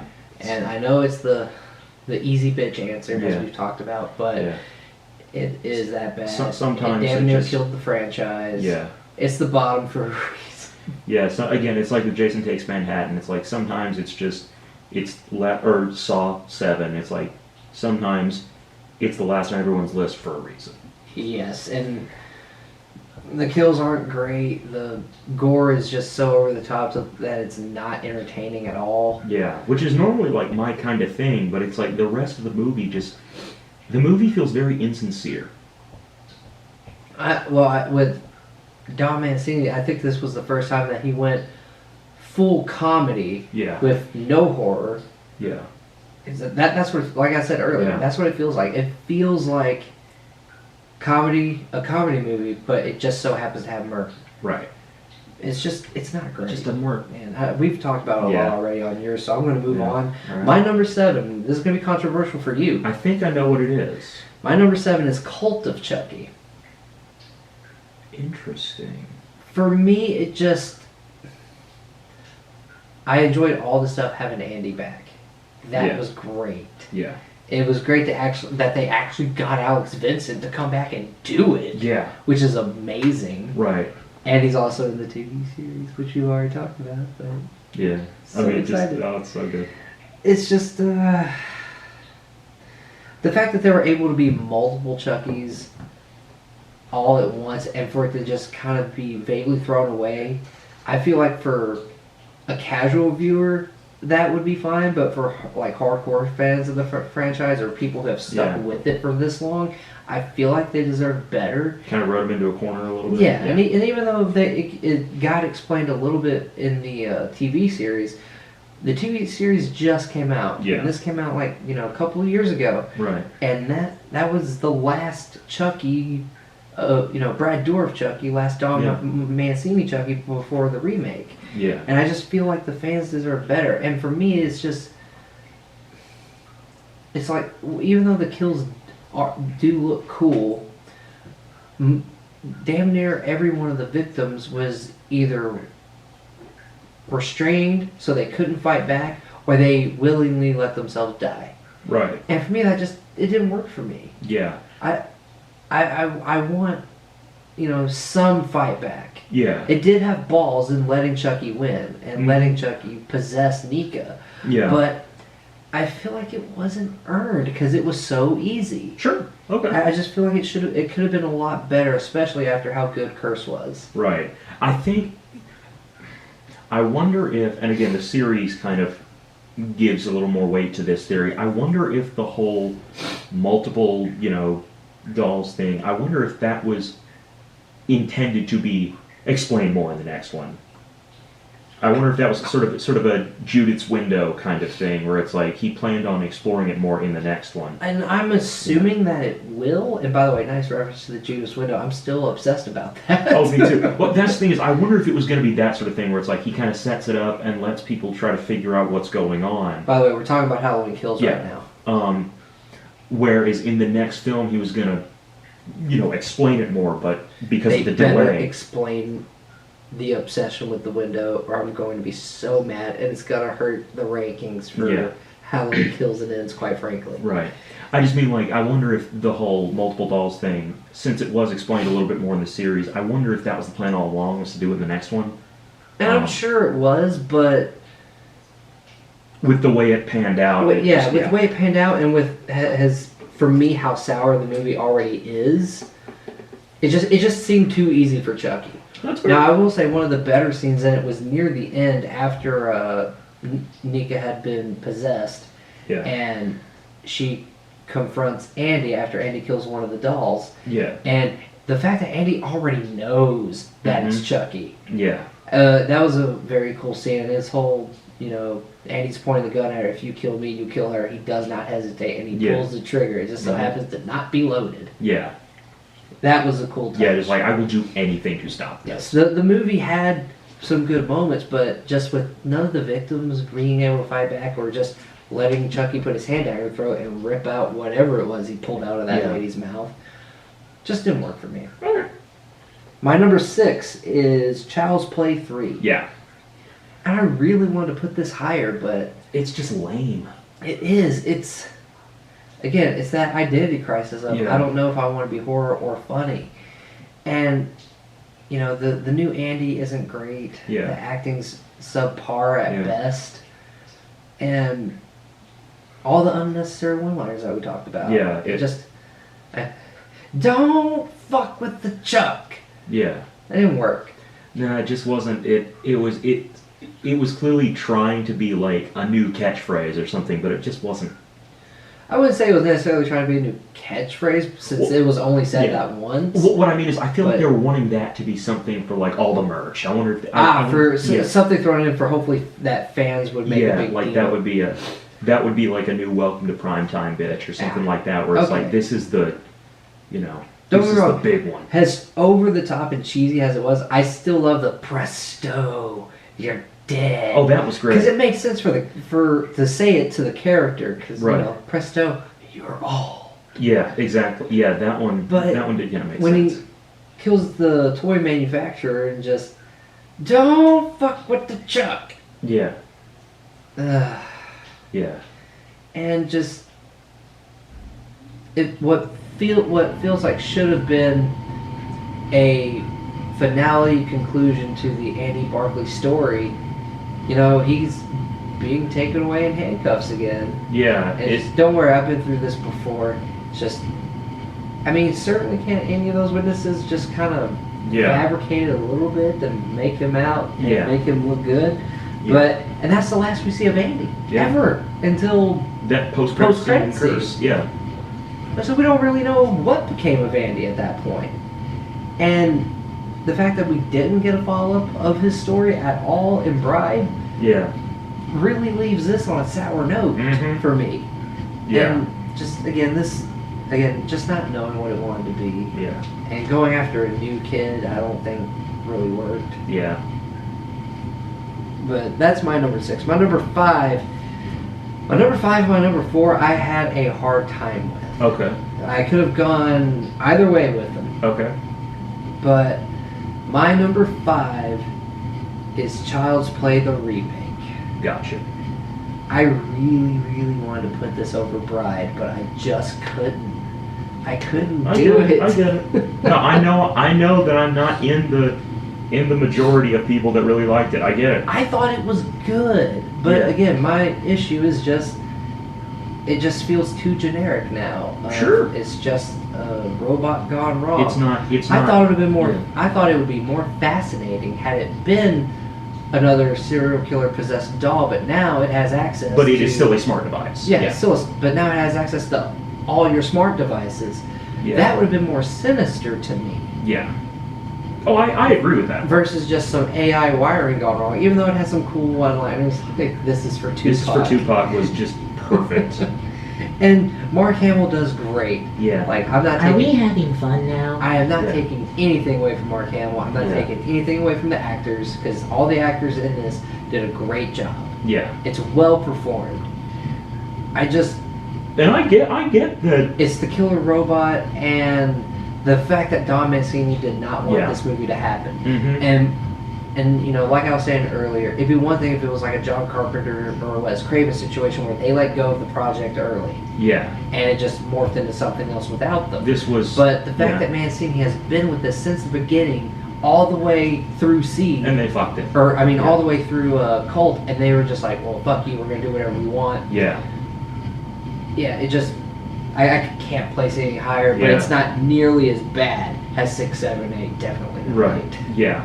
Yeah. That was definitely a But the kills were yeah, great. that was definitely a studios are assholes kind of. And I will say, Yeah. one of the most tense scenes in the movie is Chucky taking over the car and basically like torturing the cop's mom Yeah. before he kills her. Yeah. That was intense. That was And the look on her son's face after when he sees the realizes body. it's Yeah. his mom, and just the determination of I'm gonna get whoever did this. Yeah. Like it was a Yeah. very good moment. With Brian Tyree Henry in that role, the character didn't. The Detective Norris character didn't feel quite as big a part of the movie, but part of that is just because they weren't having a leading man like Chris Sarandon play the role. That's true, but He didn't feel inconsequential by any stretch. It really felt more like this is Andy's movie.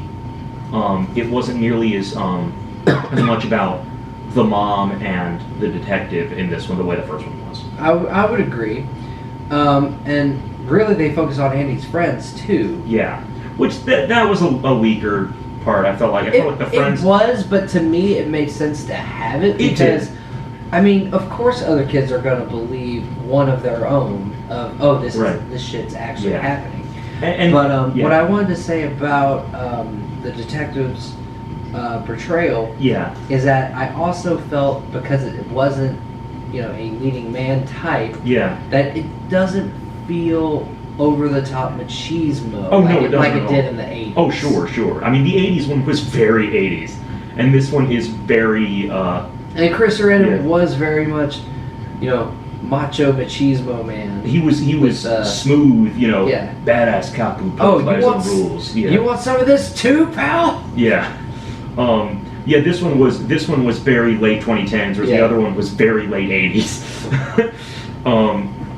And the having him with his group of friends thing, that to me, plays more into what I was saying earlier about this was all about what is popular in horror when this one comes out. And so you had like Stranger Things and stuff like that. where you- See, I didn't think about that, but that does make sense. that's why again I forgive the fact that it's a little bit more Black Mirror-esque, is because it was going with, okay, how do we make Child's Play for today? And I think from that lens, I like it. Well, and I also just didn't like the look of the doll either. Sure, but I get that. That's just me. Yeah, no.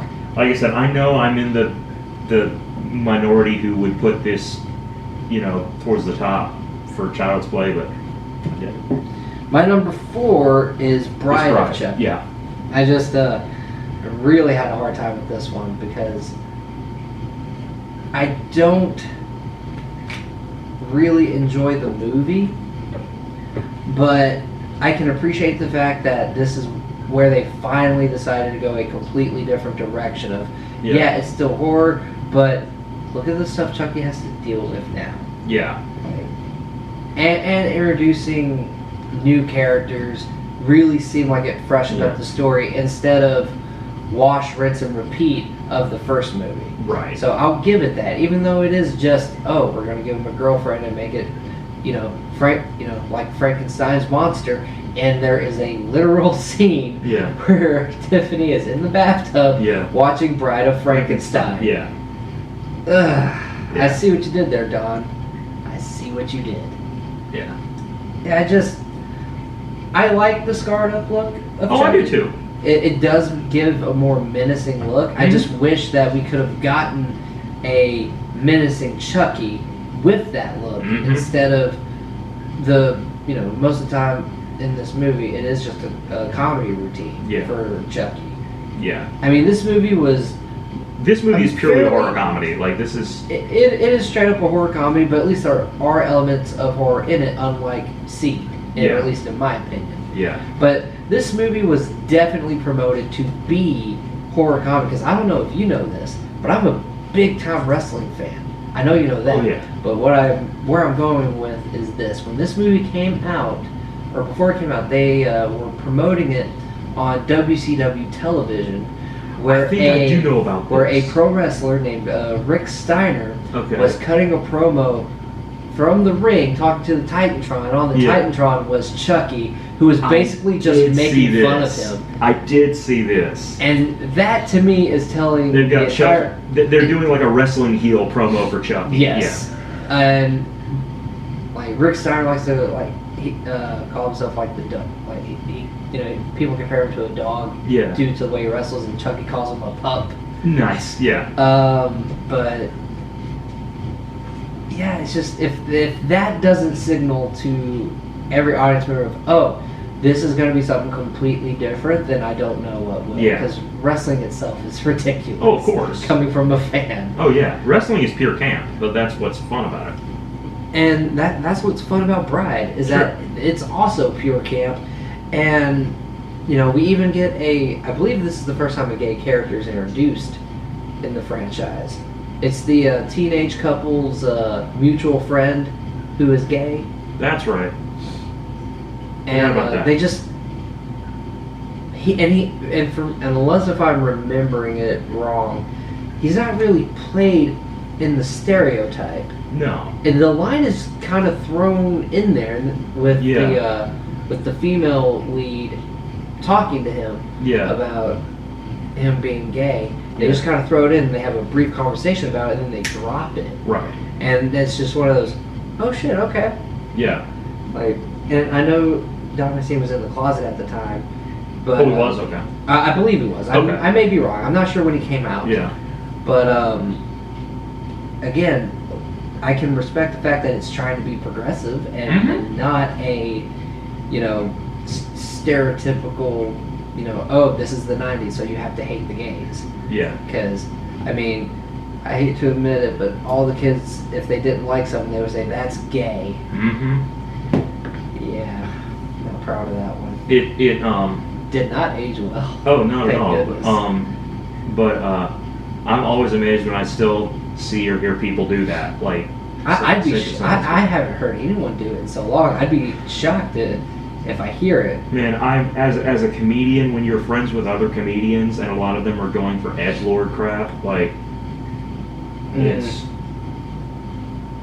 so stupid. Okay. And again, what really wanted the reason why it almost got put at number 5 instead of the number 4 is because of how much they show during the Tiffany Chucky doll sex. Was just, again, with a movie like Team America, where the whole point is we're going to make you think we're not going to go too far and then go way too far. Exactly. Like, when that's the whole point. That movie, it's from the people who made South Park. Mm-hmm. But so people already knew what they're getting into. Right. Yeah, with this one, there's just such an... it's uncomfortable and it's cringy. Yeah. And I don't want to see it. Like, again, I don't mind that it's implied and like a brief flash of something. Yeah. But the fact that it was so drawn out is just so uncomfortable. Yeah. It almost made me put it at number 5. Yeah. Well, because again, like with Team America, the whole point is it goes so far with it. And in like the unrated version, you've got like the unrated version has like scat play and stuff in it, and it's just like, why? But the whole point is I will say, the last thing I want to say about Bride, a scene that I enjoyed was after the gay character finds dead John Ritter, and he doesn't know who did it, and the married couple is, no, he did it, no, she did it. Yeah. And they're arguing outside of their van, and then the van doors open, and it's Chucky and Tiffany holding guns, nobody moved. And then the gay character runs and gets hit by a truck, and Chucky's just, well, that takes care of that problem. That was good. That was really good.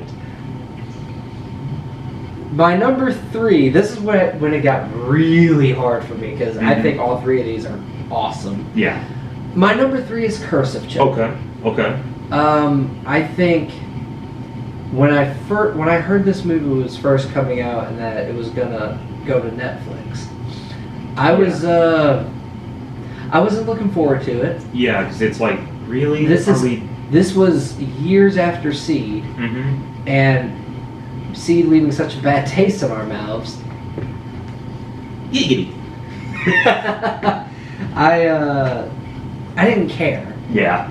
I wasn't that interested, but I watched the trailer and I was just, okay, well, Chucky's got like his normal doll face look back, so that's cool. He looks kind of weird. You know what? I'm just gonna watch it just to say I've watched it. Sure, I'll give it a shot. And that's exactly what I went into thinking. I'm gonna watch it just to say I've seen them all. Yeah. Just to sit through it because this movie's gonna be a piece of trash. Yeah. And holy crap, am I beyond pleasantly surprised. It brought it back to its roots. Yeah. This is really the first time I felt Chucky was, even though he had his one-liners, I feel as though this was like Chucky just finally being like, I am not fucking around. Yeah, again, this was early Chucky, early Freddy, where it's like, yeah, he's being funny because he's having fun doing what he does, but he's still scary. Like, this is pre-Bride and Seed, you know, or pre-Nightmare 4, where it's like, this is a guy that, yeah, he's having fun doing what he does, and he's making jokes, but he's still terrifying. Exactly. And I talk about he still feels like a threat. Yes, and even more of a threat because of Nika being in a wheelchair. And I like the peeling away on his face that Nika's sister does and reveals all the scars that he has, which explains why he looks so weird. Yeah. Because after all that stuff came off, he looked more like he did in Seed and Bride. Right. And I really enjoyed the one-liner he has when he kills Nika's sister. You have your mother's eyes. And they were always too fucking close together. Stabs her in the eye. It was great. If there was one character in that movie I couldn't wait to die, it was that. It's just... oh my god, she's the worst. Oh, she was horrible. I mean, I thought for sure she paralyzed Nika with the way she treated her. Right. But the reason why I was waiting for the reveal that she like hit her as a child, like hit her as a child or something, like hit her on the back as a child. I was waiting for that reveal or something. But the reason why I have it at number 3, and the reason why I couldn't place it any higher, is because Nika's the only likable character. That's fair.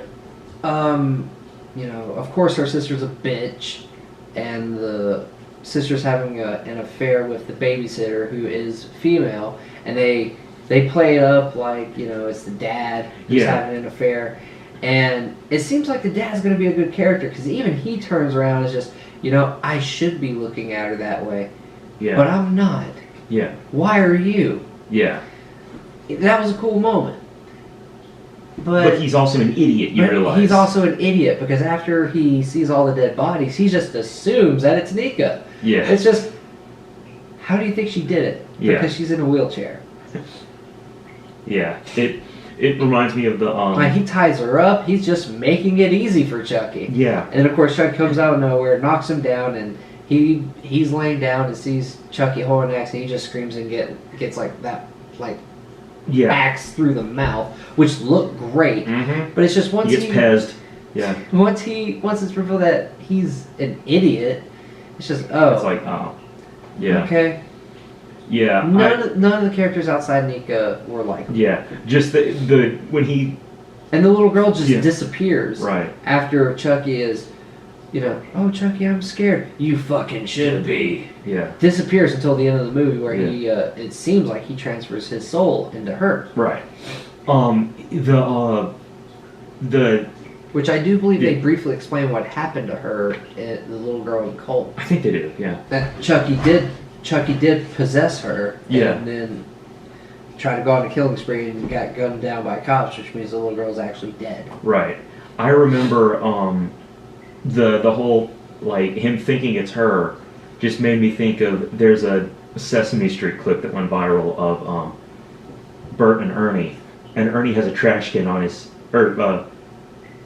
Bert has a trash can on his head for some reason. Ernie says, Bert, have you seen a waste paper basket? Or something, and Bert just says, look me in the eye and ask me that again. It just makes me think of, I just wanted to hear just go, explain to me how I would have done it. Or, good thing you tied me up. Now I can't go anywhere. Man, and that's why I have to have it at my number. That's why you have With only one likable character outside of Nika, and of course you're gonna hopefully love the one-liners that Chucky has. Right. I get it. But that's why it's at my number 3. But it's far superior than anything else below it. Well, yeah. That's how good it is, and that's why I was so disappointed in Cult, because it's like Seed brought it all the way down, Curse brought it back up to here, and then for me, when Cult came out, dropped it again. Okay. But with the TV series, for me, it's kind of back up there. Yeah. That's my issue with this franchise. I don't want to be on a roller coaster. I want to be on a merry-go-round. Right. Be consistent. Yeah. I don't want to go up, down, up, down. I don't want that. Yeah. Give me consistency. Sorry.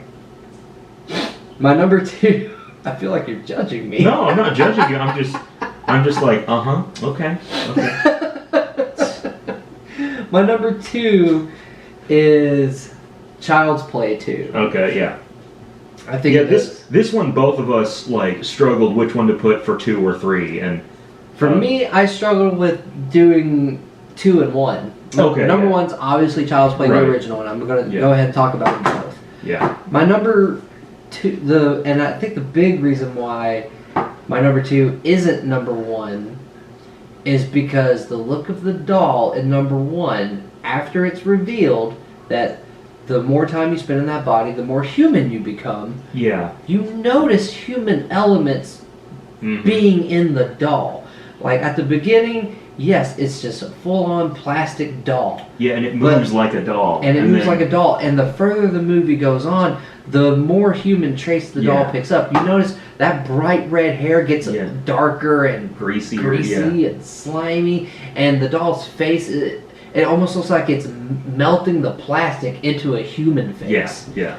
And the fact that when the detective, burns him with the cigarette burn, it left a scar. Mm-hmm.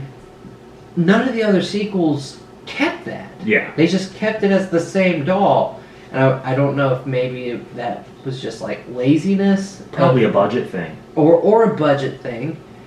But for me, it was just, that was such a key importance because you can see how close he's getting and how much, exactly, he is running out of time. So in Child's Play 2, when it looks like he's, done it and completed the spell, it's hard to tell if he's running out of time or not because he doesn't look human or doesn't take on any of those qualities. Right. But that for me, and I do like the idea of is the kid really the murderer? Yeah. Just the intrigue is there. Yeah. But Brad Dourif's performance in number 2 is so balls to the wall insane. You can tell they really let him ratchet it up in that one because it was more of again that movie they let it be more about Andy and Chucky. Yes, that's right, and they might as well, if they had lost the rights of the Child's Play name at this point, Chucky versus Andy would have been the title.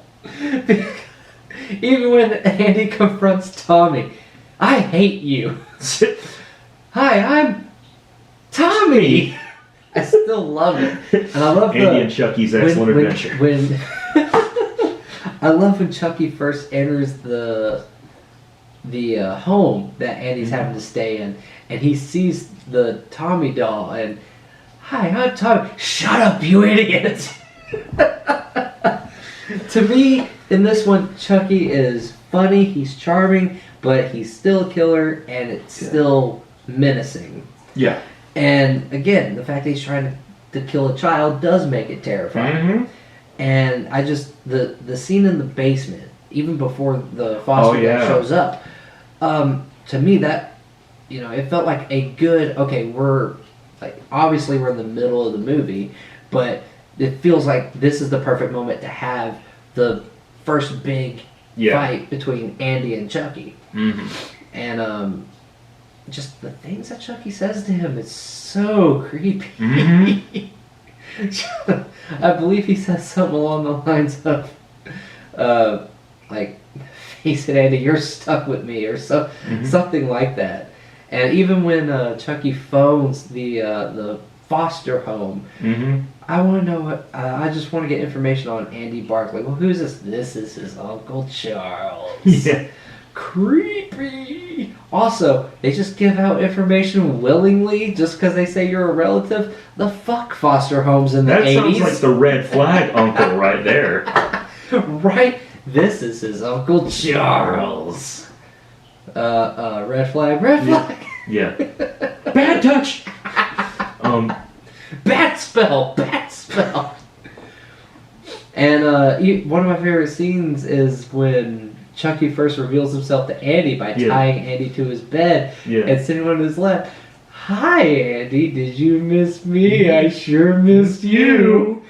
Creepy, funny, and just whole shit. How's Andy getting out of this? Which leads to Kyle. Right. And a big reason why this isn't number 3 is because there's another character besides Andy who we can root for, and that's Kyle, his foster sister, who clearly has had a rough go at it. I mean, meet her dad. Right. Well, we don't, because he's her foster dad. Oh, that's right. He is her foster. Right. Yeah. Okay. She's apparently bounced from home to home, and she's just waiting. She's always waiting to go back. I forgot that she was also a foster kid. That's right. And that's what makes the bond between her and Andy so special. Right. Is they're not going to get along, but they do have that bond of we're both foster kids, which I thought was nice. Yeah. And even the foster mom was nice up until the point where her husband died, which at that point it would make sense. Right. But there were characters in it outside of the lead who we can like and who just, damn, it sucks when they die. Obviously we want to see the foster dad die because he's a dick. But he's a character that the movie knows you're waiting to see him die. Yes. He wasn't John Strode Halloween 6 dick.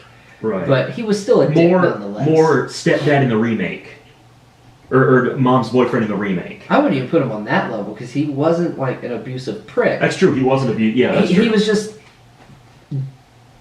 I believe you said it earlier. He's like the nurse from Nightmare on Elm Street 3. Yeah. Just, you're obviously delusional. Why can't you see it? Yeah. Although I think he was a little bit more mean-spirited than the nurse in Nightmare 3. Because like the nurse in Nightmare 3, you just got more of a no-nonsense, like, you didn't feel like she hates these kids. It was more nagging. It was more like nagging mother or, really prim and proper, teacher or something. Whereas this guy's a dick.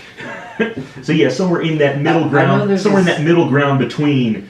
I know there's a scene where he even tells his wife, "These aren't our children." Yeah. Why the fuck you take them in then, dude? It's like it's implied that she can't have kids. Yeah. And I'm guessing that's why they foster, but just. Dude, you're a dick. Dude, really? So how long do you keep these kids before you send them back? Because it sounds like that people don't stay there long, or you get them right before they turn 18 so you can kick them out the door. Asshole. He deserved to have his neck broke. How's it hanging, Phil? Yeah. He's somewhere in that middle ground between John Strode and the Doctor in somewhere Nightmare 3. Somewhere between those. Stuck in the middle with you. But I just think it's a great sequel, and it is with Brad Dourif being able to just let it rip. Mm-hmm. It almost put it at number 1, but I don't know how you top the classic. That's where you really got to just chalk it up to Tom Holland just being a damn good director. I mean, just like the little touches with like the cinematography, like creeping over the couch, and like the just the little things like that, just. And even though that's the one where the subtle details really, you know. And I feel really like shine. they brought in enough elements without making it too much. Yeah. Something I like people love American Horror Story. Right. I'm sure we'll talk about it at some point on the podcast. Some point, but yeah. Season 2 of American Horror Story does too much. See, that's part of why I liked season 2, but no, don't get me wrong. Yeah. I still think it's one of the best seasons. It may be the best season, but for me, it does too much. Right. You have aliens. You have the devil. You have, the asylum. Yeah. You have a serial killer. Yeah. Just, what do you want to be? Pick Yeah. what you want to be and roll with it. That's what made Murder House so good. Yeah. That one, I think, the thing is, in that case, because it was a whole series and because it was, soapy television, I felt like the fact that it just was like, sure, why the fuck not? With like the aliens and stuff. To me, I kind of liked that about it. Whereas like with the first Child's Play, I think it, I think both benefited from the decisions they made. I would agree with the take on Child's Play. But I know exactly what you mean. Where it's like it because yes, you have a serial killer. It's implied that he has somehow become this doll. Yeah. And even after it's confirmed and they introduce a little bit of voodoo, it doesn't feel too much. It feels like it's all supposed to fit. It's just the right amount of camp. Like it's just the right level of schlock that you would want for a movie like that and a movie of that era. Mm-hmm. And even with the the subplot of the chemistry between the mom and the detective. Yeah. I thought worked so well. Absolutely. Because they definitely had chemistry and it definitely showed, and I enjoyed the scenes that those two had together. Yeah, I did too. Just as much as I enjoyed all the stuff with Andy and Chucky. Absolutely. And again, Chris Sarandon is one of the most charming fucking people, like, just ever. And some people give Catherine Hicks some crap for her performance in this. Really? Mm-hmm. A lot of people don't like the way when Chucky bites her, they don't like that look on her face. But it's supposed to be a little campy. Yeah, it's like the movie's ridiculous. Yes, it's a killer doll attacking adults who somehow constantly run into their own tables. Right. It's like harping on the acting in like some of the Evil Dead movies, where it's like the whole point is that everything is exaggerated in this movie. Precisely, and I do think Catherine Hicks did a really good job with what she had to work with. Mm-hmm. And even Alex Vincent did, like, you could tell he's a kid actor. You can tell it's his first movie, and he's definitely a little wooden. Yeah. But the scene that, like... Yeah, there's also been way worse, but... Nightmare 5. Jesus. But the scene that really gets me is when Andy is, like, locked in a room where he's supposed to be doing therapy, and Chucky is some, like, I think he knows Chucky is on his way, and he just breaks down crying. Yeah. It's like, what did the director do to get that out of did he, like, shoot his dog right in front of him? What the hell? Just no candy for you. Yeah. Maybe he did the dead mom trick from New Nightmare. Oh, there we go. I just...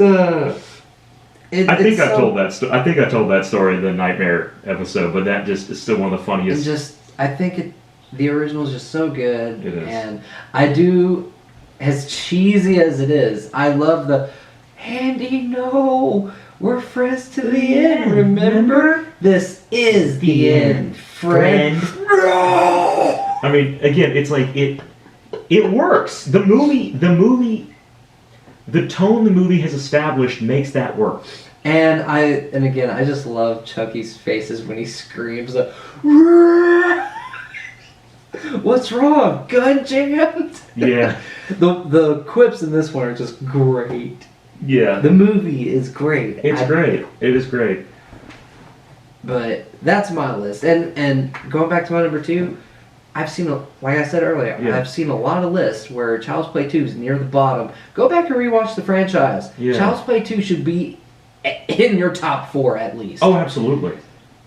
So my list, my number 8, Seed of Chucky. Number 7, Cult of Chucky.